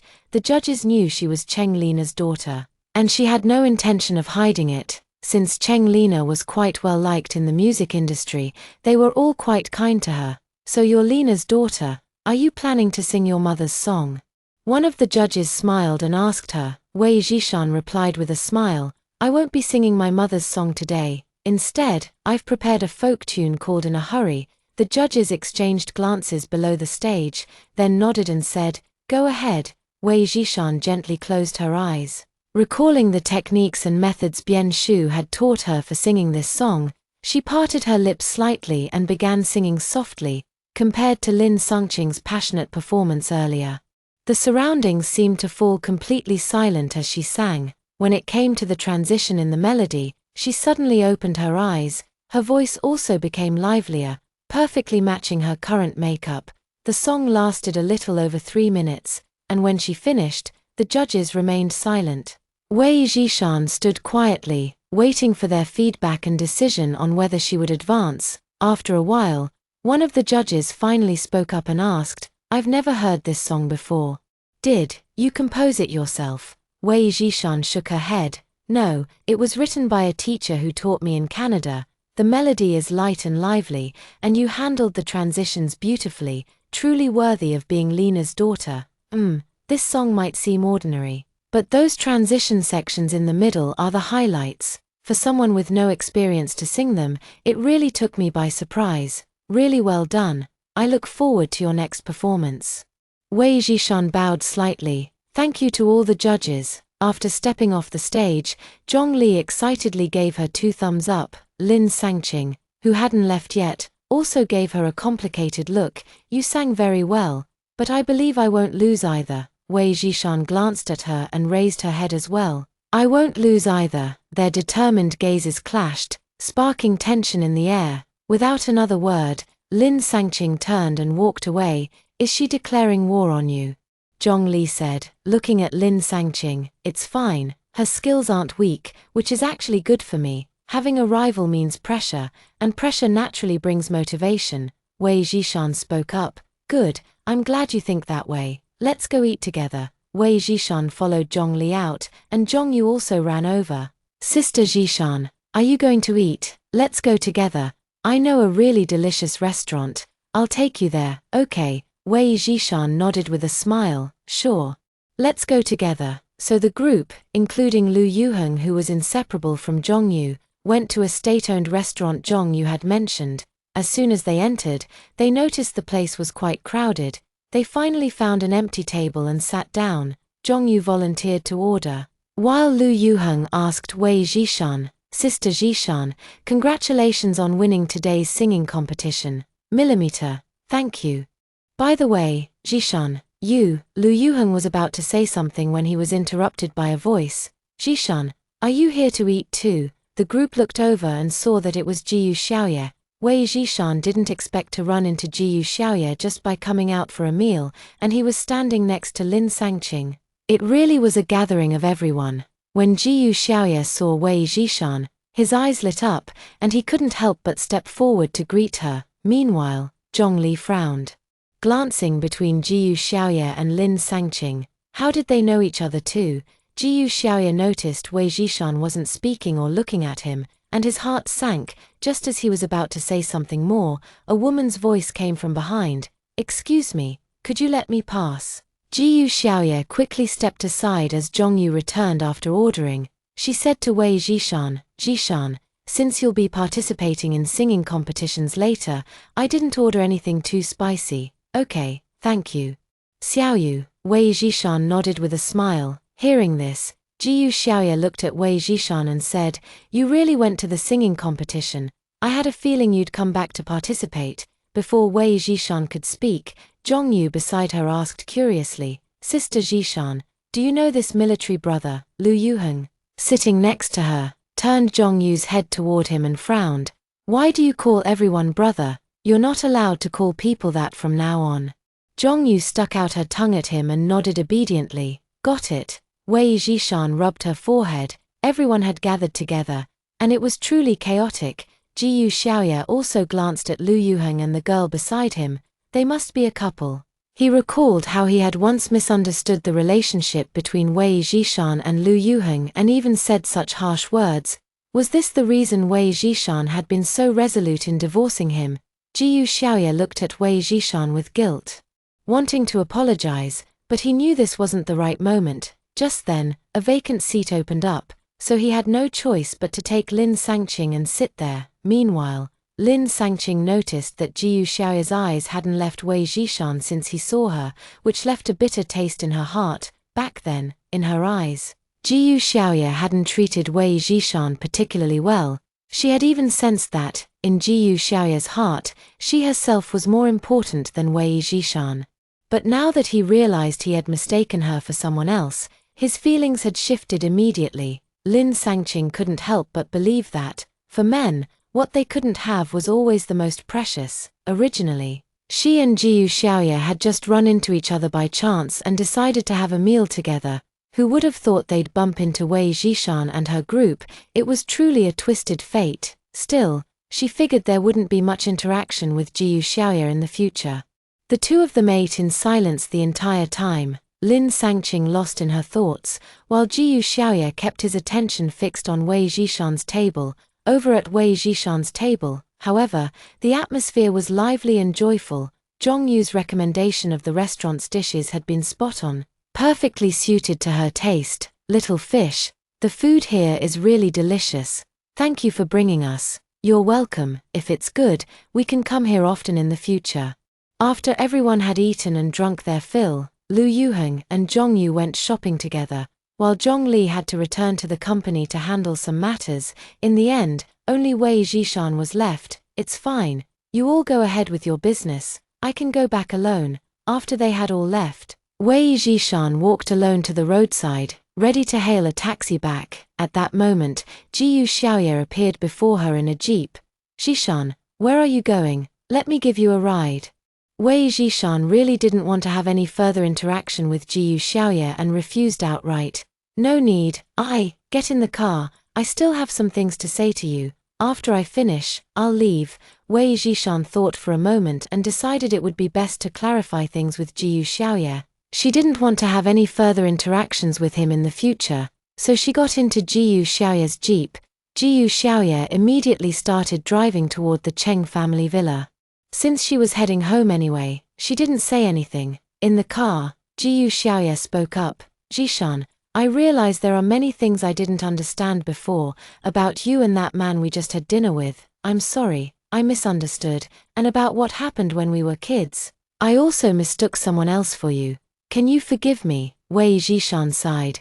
Jiyu Xiaoye, If you're here to tell me these things, it's really unnecessary. I don't care anymore.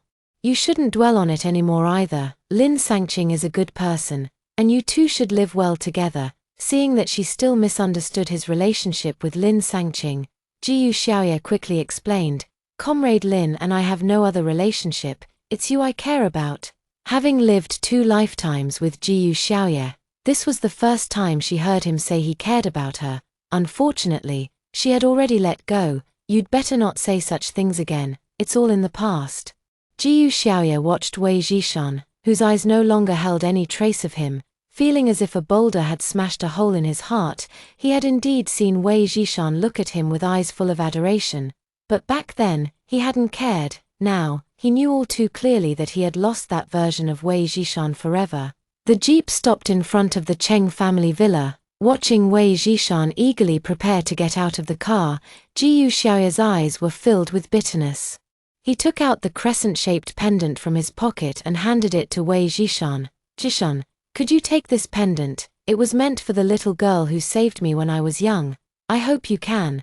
Wei Zhishan paused mid-step as she was about to exit the car, her gaze falling on the pendant in his palm. It's better not to. I really appreciate that you've remembered me for so long, and I don't regret saving you, but I don't want to have anything to do with you from now on. Let's leave it at that. With that, she got out of the car decisively and walked toward the villa. Jiyu Xiaoye watched her retreating figure, lost in thought for a long time. After a while, he finally put the pendant back into his pocket and closed his reddened eyes. Eventually, he drove away from the villa. Jiyu Xiaoye knew he had completely lost Wei Zhishan, the little girl he had most wanted to cherish. As soon as Wei Zhishan sat down after returning to the villa, the Motorola in her bag rang. She took it out and immediately answered the call, smiling as she exclaimed, Master, why are you calling me? On the other end came Bian Shu's deep, pleasant voice. Just wanted to ask how the competition went. Don't you trust your disciple? Of course, I advanced. Wei Zhishan leaned back on the sofa, looking relaxed. Oh, Bian Shu replied with just one word. Wei Zhishan immediately sensed something odd about Bian Shu and asked directly, Master, what's really going on with you? Back in Canada, you never once called me. There was a brief silence on the other end before he replied. Back then, we saw each other every day. Why would I need to call? Wei Zhishan was taken aback, and a teasing remark slipped out. So, Master actually missed me. As soon as the words left her mouth, she felt awkward and quickly tried to backtrack. Master, don't take it seriously. I was just joking. Before she could finish, Bian Shu unexpectedly blurted out from the other end of the phone. Yeah, I do miss you a little. For a moment, Wei Zhishan's mind went blank. As if struck by something, both ends of the call fell into silence, with no one speaking. After a long pause, Wei Zhishan finally found her voice. Master, you. Yet she didn't know what to say. Bian Shu spoke again from the other end. Alright, I just called to ask about your competition. Nothing else. You should rest early. I'll hang up now. With that, Wei Zhishan heard the beep beep of the call ending. For a moment, she couldn't quite process what had happened that night. Wei Zhishan experienced a rare bout of insomnia. Her mind was filled with thoughts about what Bian Shu truly meant, which left her deeply troubled. However, soon enough, it was time for the recording of the singing competition. Setting aside her other concerns, Wei Zhishan fought her way through numerous rounds and advanced to the semifinals. Only 5 contestants remained in the semifinals, including her and Lin Sangqing. Since Dream Starlight was broadcast simultaneously on television, Wei Zhishan had gained quite a bit of popularity. Every time she went out, passers-by would recognize her and ask, Aren't you that Zhishan's sister from TV who sings so beautifully? Because Zhongyu always called her Zhishan's sister. The nickname eventually spread throughout the recording studio. Even the judges on TV openly referred to her as Zhishan's sister. As a result, anyone who watched the show knew the nickname. Many viewers also voiced their support. Go for it, Zhishan's sister. Your singing is amazing, and you're so pretty. You're definitely going to win the championship. Wei Zhishan felt a warmth in her heart and nodded with a smile. Yes, I will. Thank you all. The semifinals were approaching, and she still hadn't decided which song to perform. Although she had studied with Bien Shu for 2 years, she was well aware of her limitations. Her vocal range wasn't particularly wide, and she couldn't hit very high notes. Rumor had it that Lin Sangqing was challenging herself with a high-pitched song. The scream, if she didn't come up with something unexpected. She might really fall behind Lin Sangqing. Lost in thought, Wei Zhishan walked down the street when suddenly someone tapped her lightly on the shoulder. She turned around and was surprised to see Jiyu Xiaoye. "What's on your mind? I called you, but you didn't hear me," Jiyu Xiaoye asked with concern. Wei Zhishan shook her head. "If there's nothing else, I'll be leaving first." Jiyu Xiaoye quickly stopped her as she was about to leave. "There is something, even if I hadn't run into you today, I would have made time to find you." Wei Zhishan frowned tightly. "What is it? Didn't I mention before that I didn't sign the divorce agreement you gave me? Even though you filed for divorce, we still need to go and get the divorce certificate. I remember your household registration is no longer in Shenbei, so..." Wei Zhishan didn't expect him to bring this up. She thought their marital relationship had already been dissolved, yet some loose ends remained. "My household registration is in Shanghai now, so I shouldn't need to make a special trip back to Shenbei, right?" Jiyu Xiaoye shook his head at her. "No need, Shanghai is fine, let's go now." Wei Zhishan couldn't wait any longer. Jiyu Xiaoye refused. "Tomorrow, I didn't bring my ID. I'll pick you up at 10 a.m. tomorrow." "No need, I can go by myself," Jiyu Xiaoye said bitterly. "It's the last time. After tomorrow, we probably won't see each other again. Please don't refuse, okay?" The reason he came to Wei Zhishan to finalize the divorce was because he was about to go on a mission. This mission was particularly dangerous, and he feared he might not return. When the military district leadership mentioned the matter, he thought of Wei Zhishan. Since there was no possibility of reconciliation between them, he didn't want to keep her waiting any longer. Wei Zhishan finally nodded. "All right." The next day, at 10 a.m., Jiyu Xiaoye arrived punctually at the Cheng family villa to pick up Wei Zhishan and take her to the Civil Affairs Bureau. In just a few minutes, both of them were holding a green booklet in their hands. As they stepped out of the Civil Affairs Bureau, Wei Zhishan said to Jiyu Xiaoye, "Then I'll go ahead." Suddenly, Jiyu Xiaoye stepped forward and pulled Wei Zhishan into a brief embrace, releasing her after just a second before taking a step back. "Zhishan, goodbye." With that, he got into the jeep and drove away. The whole sequence happened so quickly that by the time Wei Zhishan processed it, all she could see was the exhaust fumes left behind by the vehicle. Having lived 2 lifetimes, this was the first time Jiyu Xiaoye had held her in his arms. Though it lasted only a second, she could still feel his heartbeat. In that instant, memories of him from both lifetimes flooded her mind, filling her with a profound sense of nostalgia. Suddenly, an idea flashed through her head. She knew what to sing for the semifinals. The thought was bold, and she wasn't sure if it could even be realized. Immediately, she dialed Zhongli's number. "Aunt Li, I've decided what to sing for the semifinals." 1 hour later, at the Cheng family villa. "What? There's only 1 week left until the semifinals, and you want to release a single now?" Zhongli stared at Wei Zhishan in shock. "Yes, I've made up my mind. There's still enough time." Wei Zhishan nodded firmly. "What do you mean there's still time? Would have to hire someone to compose the music and write the lyrics. Where do you expect me to find people for you in such a short time?" Zhongli felt like she might have ended up with a real handful. Someone who kept changing their mind every minute and was especially stubborn. She was seriously going to worry herself grey. "No need to go through all that trouble. I've already come up with the lyrics, and as for the music, I can just ask my mentor." With that, she picked up her phone and dialed Bien Shu's number. But as soon as the call connected, a message played. "The number you have dialed is currently switched off. Please try again later." Switched off? Didn't Master say his phone is never turned off? What's going on? Wei Zhishan frowned and dialed another number. "Mom, have you seen my master recently?" Cheng Lina's voice came from the other end. "No, why do you ask?" "Nothing, just..." Before she could finish, Zhongli snatched the phone from her side. "Nothing, my foot. Your daughter suddenly decides to release a single now and perform it in the semifinals." "Really?" There was a moment of silence on the other end, followed by Cheng Lina's uproarious laughter. "Ha ha, that's my daughter for you." bold and decisive. I fully support you. Zhongli angrily hung up the phone, her chest heaving with emotion. Wei Zhishan also seemed too afraid to speak. After a long while, Zhongli finally calmed down. She looked at Wei Zhishan seriously and said, "Are you really planning to release a single at this time?" Wei Zhishan nodded. "Aunt Li, I've made up my mind. Please trust me one more time. Once it's done, I'll send you the demo first, and then you can decide." "Okay." After that, Wei Zhishan resorted to both coaxing and reasoning, and in the end, Zhongli agreed. Because she saw the determination in Wei Zhishan's eyes, she was bound to succeed. She really resembled Cheng Lina. No wonder they were mother and daughter. Seeing Zhongli agree, Wei Zhishan breathed a sigh of relief. The only problem now was that she couldn't reach her mentor. Just as she was thinking this, her phone suddenly rang. She picked it up and saw it was a call from Bian Shu. Wei Zhishan quickly answered. "Master, why was your phone turned off? I need to tell you something. Come pick me up at the airport. I don't know the way." Wei Zhishan's words got stuck in her throat.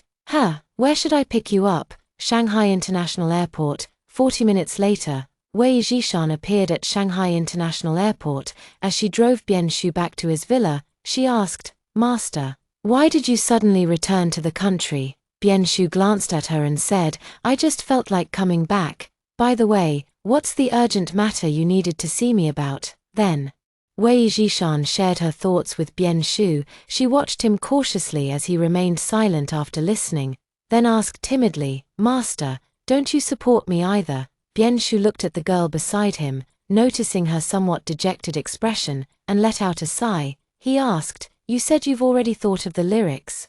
Show them to me." "I have thought of them, but I haven't written them down yet. I'll go back and write them out for you to see." Wei Zhishan instantly brightened up. She knew that since Bian Shu had asked this way, he must have agreed to her idea. Bian Shu helplessly ruffled her hair, and in a moment she couldn't see, a flicker of fondness flashed in his eyes. When they arrived at the Cheng family villa, Zhongli was still there, and even Zhong Yu and Lu Yuheng had come. Wei Zhishan merely nodded at them before immediately pulling out paper and pen to write down the lyrics she had composed in her mind, line by line. Half an hour later, she handed the finished lyrics to Bian Shu. "Master, take a look." Bian Shu took it and glanced down, seeing two large characters written in the center at the top of the paper, "Rebirth." He froze, his gaze fixed on the words for a long time without moving. Zhongli also leaned over to take a look and was momentarily stunned by the words "Rebirth." She thought of the more than 10 years Wei Zhishan had been missing, and her heart ached with sorrow. Wei Zhishan noticed that Bian Shu hadn't spoken for a while and cautiously asked, "Master, is there a problem?" Bian Shu finally looked up at Wei Zhishan and said, "No, you've written very well." Then, "Master, leave it to me, prepare a room for me, and don't disturb me until I come out," Bian Shu instructed Wei Zhishan. Wei Zhishan nodded repeatedly. "All right, there's a practice room in the villa that my mom used before. I'll take you there." With that, she led Bian Shu to the practice room on the 3rd floor, then she came back down by herself. "Did your master say how long it would take?" Zhongli came over to ask Wei Zhishan. Wei Zhishan shook her head. For the next 3 days, Bian Shu never left that house. Even meals were delivered to his door. Because the practice room was soundproof, Wei Zhishan had no idea what Bian Shu was up to. Zhongli and the others also came to wait here every day, until the 4th day. Zhongli was already as anxious as an ant on a hot pan, pacing around the living room. "Has your master still not come out? It's already the 4th day. If he doesn't come out soon, it'll be too late." Wei Zhishan was also somewhat worried, but she believed in Bian Shu. "Auntie Li, don't worry, I believe Master he." Before she could finish, they saw Bian Shu coming down the stairs. Everyone rushed over. Wei Zhishan looked at the exhausted Bian Shu and immediately felt a pang of heartache. "Master, haven't you rested at all these past few days?" Bian Shu handed the music he had composed to Wei Zhishan. "I've already finished composing the piece." Wei Zhishan nodded and handed the sheet music to Zhongli. "Auntie Li, I'll leave the rest to you." "All right, I'll have the company produce a demo right away." As Zhongli was about to leave, she was stopped by Bian Shu. "Wait, I still have something to say." Everyone turned to look at Bian Shu, yet he only had eyes for Wei Zhishan. a faint smile curling at the corners of his lips. Zhishan, I say this song can make you an overnight sensation. Do you believe me? Wei Zhishan froze instantly, too stunned to react. The others were equally dumbfounded. Bian Shu then turned his gaze to Zhong Li. You're Zhishan's manager, surely you know what to do. Zhong Li walked away in a daze. Wei Zhishan said to Bian Shu, Master, you should go rest first. I'll handle the rest. Bian Shu nodded and replied, all right. Remember to call me when the demo is ready. With that, he went back to his room and immediately fell asleep. The song demo wasn't finished until evening. By the time Zhong Li called them to listen to it, Bian Shu was also waking up. Is the demo ready? Wei Zhishan hung up the phone and nodded. Yes. Aunt Li asked us to go to the company. Afterwards, the two went to the company. Coincidentally, everyone was there. Zhong Li walked over with the sheet music and handed it to Wei Zhishan. Familiarize yourself with the score, and then you can go record the song later. Wei Zhishan was taken aback. So soon? All right, get ready to go record. Wei Zhishan nodded and headed to the recording studio. Since she had written the lyrics herself and Bian Shu had shown her the melody long before, she was quite familiar with it. After about 2 hours of recording, she had sung the entire song beautifully. When she came out, her eyes were red, seeing Bian Shu. Wei Zhishan suddenly rushed over and hugged him. Master, thank you. While singing, she could feel through the melody that Bian Shu seemed to understand her emotional journey, from hope to disappointment, then numbness, and finally letting go. He had truly and accurately conveyed these complex emotions through the music. That's why she was so grateful to him. Bian Shu also reached out to embrace her, smiling without a word. Zhongyu, standing nearby, couldn't wait any longer and spoke up. Zhishan, since you've finished recording, can we listen to it now? Wei Zhishan quickly stepped back from Bian Shu's arms, lowering her head in slight embarrassment. Of course. So the group listened to the complete version of Rebirth performed by Wei Zhishan. The entire song lasted just over 3 minutes, and by the end, everyone's eyes were red with emotion. Even Lu Yuheng and Bian Shu were no exception. Zhongyu took it to another level, wailing dramatically, "Woo-woo, it's so beautiful, and so heartbreaking." Zhong Li was utterly astonished. She hadn't expected the full version of the song to be like this. Suddenly, she believed what Bian Shu had said earlier. Wei Zhishan would definitely become an overnight sensation because of this song. The facts proved that this was indeed the case. On the day of the semifinals, Wei Zhishan poured her heart into performing her debut single Rebirth, moving all the judges. Overnight, she skyrocketed to fame, even surpassing the popularity of her mother, Cheng Lina. Seizing the momentum, Zhong Li swiftly released Wei Zhishan's records and CDs, which sold out immediately upon hitting the market. Wei Zhishan's name spread far and wide, and everyone showered her with blessings. Even Cheng Lina flew back from Canada especially for her, while everyone was overjoyed. Wei Zhishan harbored a small worry. Her throat had inexplicably become hoarse. After Bian Shu noticed, he immediately took her to the hospital. As a singer, her voice was her weapon, and any issue with it was unacceptable. Fortunately, the doctor's examination revealed no serious problems, just a need to avoid spicy or irritating foods in the future. Both Wei Zhishan and Bian Shu breathed a sigh of relief, but as they walked down the hospital corridor, they suddenly collided with a speeding stretcher carrying an unconscious soldier drenched in blood. "Move aside, quickly," the nurse shouted urgently. Wei Zhishan and Bian Shu stepped aside as the stretcher passed by. Something fell from the soldier's hand, and Wei Zhishan instinctively looked down. Lying on the ground was a crescent-shaped pendant. Wei Zhishan's gaze froze, remaining motionless for a long time. Bian Shu noticed her unusual behavior and also looked at the pendant on the ground. He knew it had fallen from the injured soldier's hand earlier. "Do you know the injured man from earlier?" Bian Shu looked at Wei Zhishan and asked in a low voice. Wei Zhishan snapped out of her daze and nodded, then picked up the pendant. "I want to go take a look." "All right, I'll go with you." Wei Zhishan and Bian Shu also walked to the outside of the operating room, where several anxious-looking soldiers were already standing by the door. She, however, found a seat in a corner and sat down. Bian Shu sat down beside her and asked, "Aren't you going to ask what's going on?" Wei Zhishan looked at Bian Shu and suddenly said, "Master, let me tell you a story." Without waiting for Bian Shu's reaction, she began telling it on her own. She recounted the entanglement between herself and Jiyu Xiaoye as if it were a story for Bian Shu to hear. After finishing, Wei Zhishan finally answered the question Bian Shu had asked earlier. "I no longer have any love or hatred for him. But if I suddenly encountered him injured or in mortal danger, I would still come to see him, nothing more than that." Bian Shu looked at the girl beside him, for years his junior, never expecting she had gone through so much. For a moment, heartache spread through his chest. Bian Shu reached out and held Wei Zhishan's hand. "Zhishan, you'll meet someone better in the future, someone who will treat you well for a lifetime." Wei Zhishan nodded. "I believe so too." The two exchanged a smile, their hands unconsciously tightening their grip. After what seemed like an eternity, the operating room door opened. The doctor emerged, exhausted, and said, "The surgery was successful. The patient is out of danger." The soldiers at the door collectively let out a sigh of relief.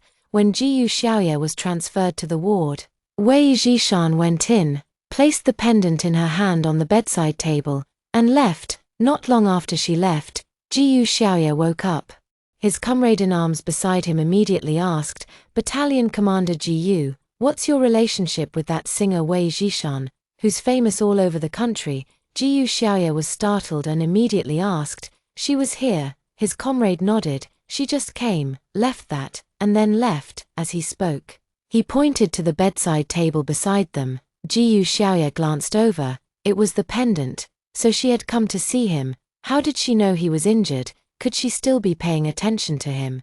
Jiyu Xiaoye's heart skipped a beat at the thought, but remembering her cold attitude before, he felt it was unlikely. Maybe it was just a coincidence. With that thought, Jiyu Xiaoye's eyes darkened instantly. Meanwhile, at the Cheng family villa, to celebrate Wei Zhishan's successful rise to stardom as a singer, everyone had gathered at her home. The lively group was eating and chatting when suddenly, Zhongli asked Wei Zhishan, "Zhishan, the finals are coming up soon. Have you decided what song you're going to sing?" Wei Zhishan pondered for a moment before replying, "I want to challenge myself with a high-pitched song. What do you think?" She hasn't hit any high notes in such a long competition, ever since hearing Lin Sangqing perform the Scream in the semifinals. This idea had been lingering in her mind. "But isn't your vocal range unsuitable for that?" Zhongli asked with concern. Cheng Lina chimed in from the side. "Nanan's range isn't particularly wide, but it's not impossible for her to try." Wei Zhishan turned to Bian Shu beside her. "Master, what do you think?" Bian Shu smiled with a hint of tenderness in his voice and said, "Whatever you do, I'll support you." Cheng Lina looked at Bian Shu's unusually gentle expression, her eyes flickering with suspicion, feeling that something was off. "All right, good, it's decided then." On the night of the finals, everyone had arrived, including Cheng Lina, who sat in the front row of the audience. Wei Zhishan and Lin Sangqing stood side by side nearby, waiting for their turn. She said to Wei Zhishan, "Even if you're a household name now, I won't lose to you in this championship." Wei Zhishan also smiled and replied, "All right, then let's wait and see." The order this time was the same as at the very beginning, with Lin Sangqing once again performing before her. This time, she boldly pushed her limits, singing while moving with light dance steps, dazzling everyone. Wei Zhishan also felt that her skills had reached a new level, but she wasn't someone who could be easily defeated. Just as she was about to take the stage, her phone rang nearby. Wei Zhishan saw it was Bian Shu's number. Surprised, she quickly answered, "Master, how come you?" But before she could finish, an anxious female voice came from the other end. "Hello, this is Renshin Hospital. The phone's owner has been in a car accident." Wei Zhishan's face instantly turned pale, and her phone fell to the ground. The next second, as if she had forgotten everything, she turned and rushed toward the door. The entire hall erupted in uproar. Even Cheng Lina was caught off guard. She quickly stepped forward to pick up the phone that had fallen to the ground. Hearing the words from the other end of the line, she immediately understood. With a sigh in her heart, she turned to the host beside her and said, "Disqualify her. Move on to the next one." Without waiting for the host's shocked reaction, she hurriedly left as well. Zhongli and the others also ran over. What happened, Jishan? Bianshu got into a car accident, on the other side. Wei Jishan immediately hailed a taxi after leaving and rushed to Renshin Hospital at full speed. Her mind was completely consumed by thoughts of Bianshu, her emotions in turmoil. At this moment, she realized how terrified she was of something happening to him and the possibility of never seeing him again. Right now, she even forgot she was still in the competition, the most crucial finals. But none of that mattered as much as Bianshu. Wei Jishan got out of the car and hurried into the hospital. Frantically searching for that familiar figure, when she finally saw him, she couldn't hold back any longer and sprinted toward him, throwing herself into his arms with such force that it even made Bianshu take a step back. Bianshu was momentarily stunned. Jishan, what are you doing here? Shouldn't you be at the competition? Wei Jishan looked up at him with reddened eyes. I heard you were in a car accident. I was scared to death, so you just abandoned everyone like that. Even gave up the championship trophy. Bianshu gazed deeply at Wei Jishan and asked in a low voice. Wei Jishan stammered, my mind went blank at that moment. All I knew was that you couldn't be hurt, I couldn't lose you. Bianshu froze for an instant, then immediately pulled her into a tight embrace and let out a soft sigh. Idiot. Cheng Lina and the others who had followed also witnessed the entire scene. Zhongli glanced at Cheng Lina and said irritably, Your Cheng family has produced another hopeless romantic. What a waste of that championship. Just as she was speaking, a text message suddenly arrived on her phone. She looked down to check it. Zhongli was overjoyed and immediately shouted to Wei Jishan, Jishan, your single Rebirth has been nominated for Best Single at the Golden Melody Awards, and you've also been nominated for Best Female Singer. You're really about to become a diva. Half a month later, at the Golden Melody Awards ceremony, Wei Jishan held up the Best Female Singer trophy, her eyes red with emotion. She said, Thank you to everyone who has supported me, and also for all the past experiences, whether bitter, painful, or joyful, just like my song Rebirth. I have finally become the person I most wanted to be. At this moment, spring blossoms, and everything is beautiful. Thank you for watching today's story. If you enjoyed this video, please give it a thumbs up and share it with your friends. We'd love to hear your thoughts in the comments below, so feel free to share your opinions, and don't forget to subscribe to our channel for more great stories. We'll see you in the next video.